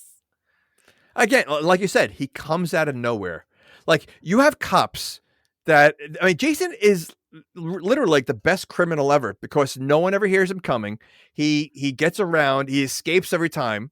Like he's the best criminal that possibly can have. Yeah. Like if you like, they should make a Jason like sending him to like this is the 80s. Send him to Russia. Let him go on a killing spree. You know, I mean, like he could easily like if they want. Listen, they sent Jason to space. Why can't they send him to like a war? Send him to Afghanistan or something. Like send him like. Well, that's what they remember. That's what they wanted to do. That's what David Cronenberg wanted to do. Was it one in the beginning of Jason X? I'm saying that's what his plan was. The military wanted to clone Jason in order to make so no people had to fight in the army. Could you imagine that? Like, oh my gosh! On CNN, breaking news: we just 100 Jasons out in Syria. Excuse me, they had 100 Tara Reeds. They can have 100 Jasons. Well, they had more than that Tara Reeds, and multiple headed Tara Reeds, and floating headed Tara Reeds. Too many Tara Reeds. But so then from here is when the sheriff sees Jason, and this is where. I didn't write it down, but I remember the order of events. He goes to his car to call for backup. So he's in that car, and then this is right after he told the kids to hide. And then that's when he grabs a shotgun and he sees Jason. He shoots him, that whole part. But then later, when I think Megan makes a call from the car, so she opens the door and says his head falls out, I'm like, Jason had no time. He had no time. Of course not. Of course not. Yeah. Maybe one of the kids put it in. Maybe Nancy put it in there. Or the girl who had the machete. Nancy. Yeah. She found that. She's like, my counselor's dead, so I'm going to leave it with the cop. I found a head. Listen, this girl is a future serial killer. I mean, to go through what she is, I bet you as an actress, I mean, I didn't look up the IMDb, but I bet you she was in a bunch of other horror movies. Because, you know, like a lot of times, if you can handle a horror movie of Jason, you know, they're going to use you in other movies. Oh, yeah, 100%. But just the fact that happened. But, dude, again, I know Jason's unstoppable. The way people get so close, but at least the sheriff ran and hid because he pumped him with the shotgun and Jason fell. Started moving again, pumped again, and just nothing worked. Even when he shot him in the head. Then he used the pistol. In the head, and he just like tilted his head back. That's when the sheriff's like, screw this. I'm out. And he ran. Wait, so he ran, leaving the kids behind? Oh, he left them. Yeah, 100%. Again, these cops are awful.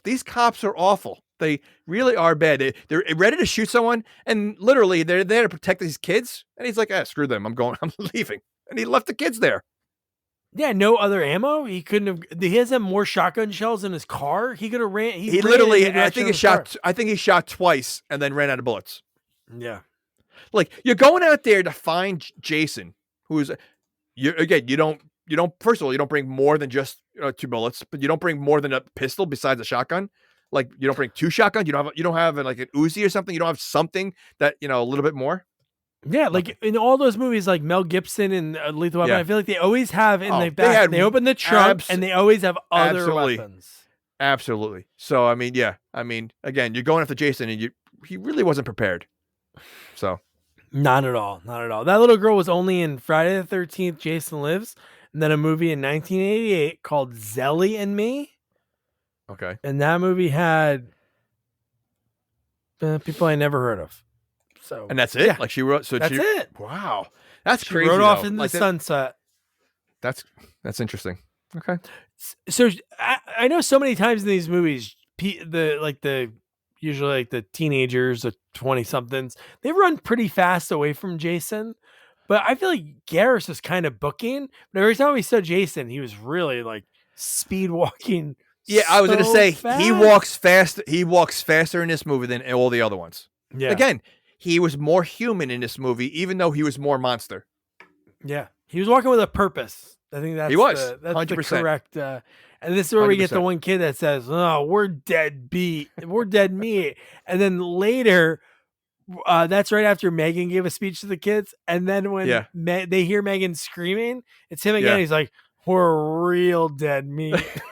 And that's when he goes, "What were you going to be when you go?" That was so funny. That's a great. But they were so calm. Those two boys were so calm.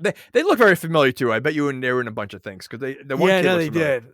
It was just funny. Yeah, just the delivery of what were you going? That'd be a great T-shirt. That's a really funny, funny line. But man, that whole the back breaking, because the only reason the cop came out of the shadows from hiding is because he heard Megan scream, "Dad, Dad," and then that's when Jason was like, "Oh, screw it, I want to kill her," because it seems like Jason wants to kill her but gets distracted because Tommy's like, "Hey, he got distracted a few maggot times. He gets distracted a few times. Yeah. So, but and you know what? He must know English because when he called him maggot head, that's when he stopped what he was doing. Yeah. No. That hurt him. That hurt him. Yeah. That really stung him. Well, don't forget, he's got the mind of a kid. So, now that means war. You're gonna call me names. You're gonna call me maggot head. That's it. That's it. Now I'm gonna kill you in this ring of fire. See, Jason doesn't use his words to fight. He uses his body. Where again, because he can't speak. If he could speak, then it would be a different movie. My bones, but Jason will machete. We'll break your bones. We'll break your bones. Yeah, but the fact that the sheriff, when he hears Jason, when he hears Megan, and then Jason starts walking towards that sound, he runs. And for a second, you're like, man, this guy's going to do something, even though the shotgun didn't work like a minute earlier. Yep. Kicking the shit out of him. He picks up the rock, smashing the head twice. And then Jason's almost like, okay, let me just make quick work of him. And dude, just the way it looks so good, man. He folded him.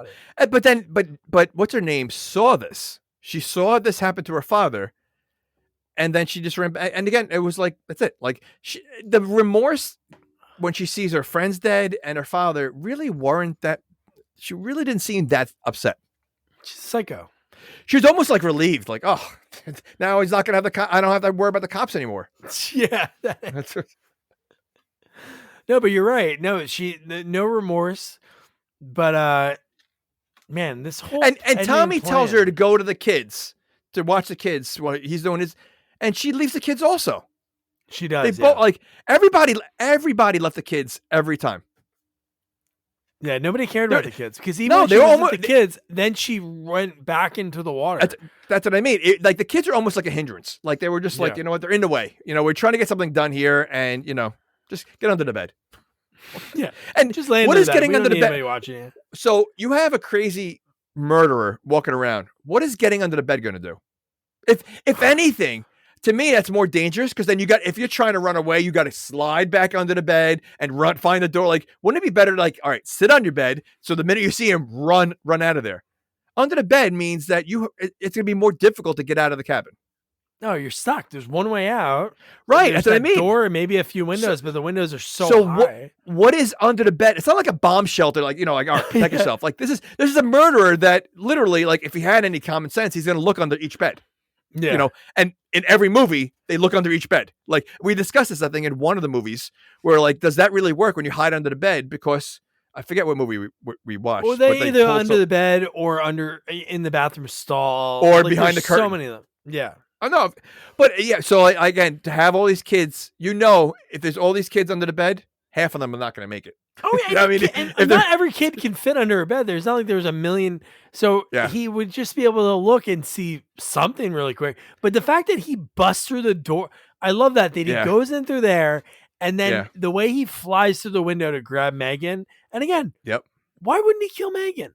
He has her in his grip. And then you just hear Tommy say, hey, Maggothead, I'm the one you want.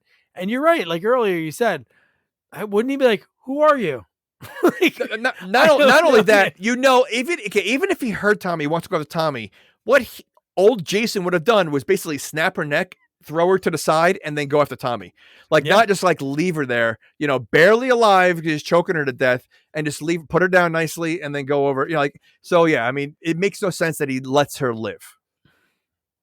Yeah, the one that I wrote down, because he said a bunch of them, like the maggot head is what got Jason into the water, which Jason was like slowly doing his walk through the water. But then Megan is screaming again, which makes zero sense. She knows like what Tommy's plan is, and she was almost killed by Jason, but she's yelling like, Tommy, no. And that's when Jason turns around and he goes, hey, asshole. And then Jason turns and like looks at him. And that's like when this whole... It just made no sense. Why the ring of fire around him? I don't understand. Okay. First of all, he only put gasoline on the sides. Yeah. He didn't put, because he quickly put it on this side and he quickly put it on that side, yet it became a huge fire around. Perfect circle. But does Jason swim? Because it was very deep. He walks in, but when he goes underwater, there's going to be a point where he's either going to walk on the ground all the way there, which is impossible. So you tell me Jason's doing like the breaststroke underwater? Like they get there? We've talked about this in Jason Takes Manhattan when he somehow swims. Not only he swims onto the boat and then he swims from the boat to New York City. And he died of drowning. So wouldn't that be his fear? But the end of Jason Takes Manhattan, his fear is water. So yeah. Yeah, it doesn't make sense. But I just can't imagine him swimming, like underwater breaststroke to get to the boat where, Tommy is. And that was a pretty big rock. Tommy put on that boat. First of all, wouldn't it sink the boat? Yes. Yeah, right. I mean, I don't think he could even lift it and put it on there, but yeah. So Jason's very strong. I'm not saying that he wouldn't be able to pull up a smaller rock, but correct. And let's be honest. I mean, if you put chains on a rock like that, I feel like it's just going to slide off. Oh, like it's not going to, especially in the water. There's no way it's going to stay perfectly tight like it was like a rope around something, like a log. It's going to slide off. You can't make a rope like a chain like that tight on a rock. So yeah, it's just stupid. And the way Jason like jumps up to almost be like, "Hey, put it on my neck." He gets so close, he throws it on him and brings him down. And I love that. Again, does Jason not like to play with dead things? Because once Tommy like sort of faked. Not saying he faked that he was dead, because she did get him out of the water, but that's what I thought he was doing. And went limp. Jason let go. Well, because he thought he was dead anymore. He did his job already. But I did the same thing. I thought he was faking his death. So that's what I thought. Like that would have been good. I was like, oh, that's pretty good. I mean, Jason's strong enough to throw people across the woods, break through doors. He can't swim with that rock. It was a big rock, but I think Jason could have went, if he could swim, he would have went down, grabbed the chain right by the rock and just walk it out. Yeah. And the fact that he's drowning, he's like, he's dead, but he's not alive anyway. That's what I mean. How is he drowning? Yeah. It doesn't make sense. So stupid. Or unless he was faking it for us, because he started doing that gargling thing for a second. And then when Megan dove in the water, that's when he like sort of woke up, when he grabbed her. And then she was able to use that boat propeller to make him just start. I can't imagine her having the strength to pull that cord to get the motor going. Oh, while in the water, I couldn't. While in the water, hanging halfway in there, being pulled under, yet she's going to be able to pull it with enough strength to get the propeller going? I don't think so. Yeah, no way.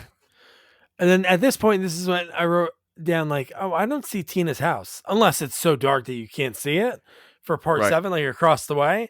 But here's the biggest question. It's so funny. It's the last question. It's kind of things that we talked about throughout, but just this really like nails it. So Jason's in the water. So if we go with Tina, like let's say there is a house across the way, and I don't know when Tina's family moved in, but let's say in 10, 15 years, somehow the body's still there. How's it still there? Wouldn't Tommy and all these kids that survived be like, oh, there's a guy that is murdering people and he's tied to a chain not that far out. It's not like this is like in the middle of an ocean. This is like 15 feet from a dock. Why Is would they Tommy go in the and- movie? No, is he's he in not any other 7. movies? No. So he's He's not in any. Okay, so he's satisfied now that he's dead. Like he wasn't satisfied that he was dead, buried in a cemetery for 10 years, but now he's definitely dead. Yeah. Okay. But why wouldn't the cops go in and check? Like in Of this whole course. thing, if you found all these bodies, there had to be like closed in a case. Like a detective would be like, okay, I got to find out who actually did it. They're saying Correct. this is the guy Jason. Let's go check out where the body that they find. They must have found Or- it. What did they say? we- Leave it. Or we've said it. I mean, I know we've talked about this before. So this is the 6th movie. So, and we don't count 5. So 5th movie, he's came alive multiple times. How about going there, chop his head off, and end it? Like they again, it's like leaving the key for the prisoner to escape. You're constantly giving him a chance to come back. Instead of doing it the right way. I'd like Han Solo him. Like put him in concrete. Well, I wasn't concrete. Well, I Wasn't it? know, Like he was frozen. but that's a futuristic movie. I'm talking about what I could do in. Oh, well, you said Han Solo him. I 1986. thought you said the same thing. Okay, so put him in concrete. Poor So man, if you poor put man's him in Han Solo. Would you want his face in there so you could see his or you want him Yeah, in I'd a like to block see of his concrete face. or you want to see? Okay, No, you so see make his him like a face, but- statue. A statue, yeah. Like the- exactly. And what would be the silly intro? Like obviously he gets lightning bolted alive in sort of 7. He gets regenerated by Tina. She like wakes him up, and then at Yep. 8, it's lightning. What would it be if it was like a concrete statue? Like some drunk guy bumps into him, knocks it over, it Knocks him over. shatters, and he's just It's, perfect. it's like Zool, like Yeah. those gargoyles. Yep. It's- Oh, he's perfect inside. It like kept him at ease. But you know what? I'm surprised they haven't thought of that yet. Put him in cement. Like why is that not a thought at all? Well, they cryogenically froze him. That's the only other thing that they did like that. Yeah, but when you're doing that, you're still keeping them alive. yeah, So shame on I them. don't know. They should have put him in concrete. But yeah, so that was Jason Lives. Jamie, I know you talked about this movie went from one of your favorites to the middle of the pack.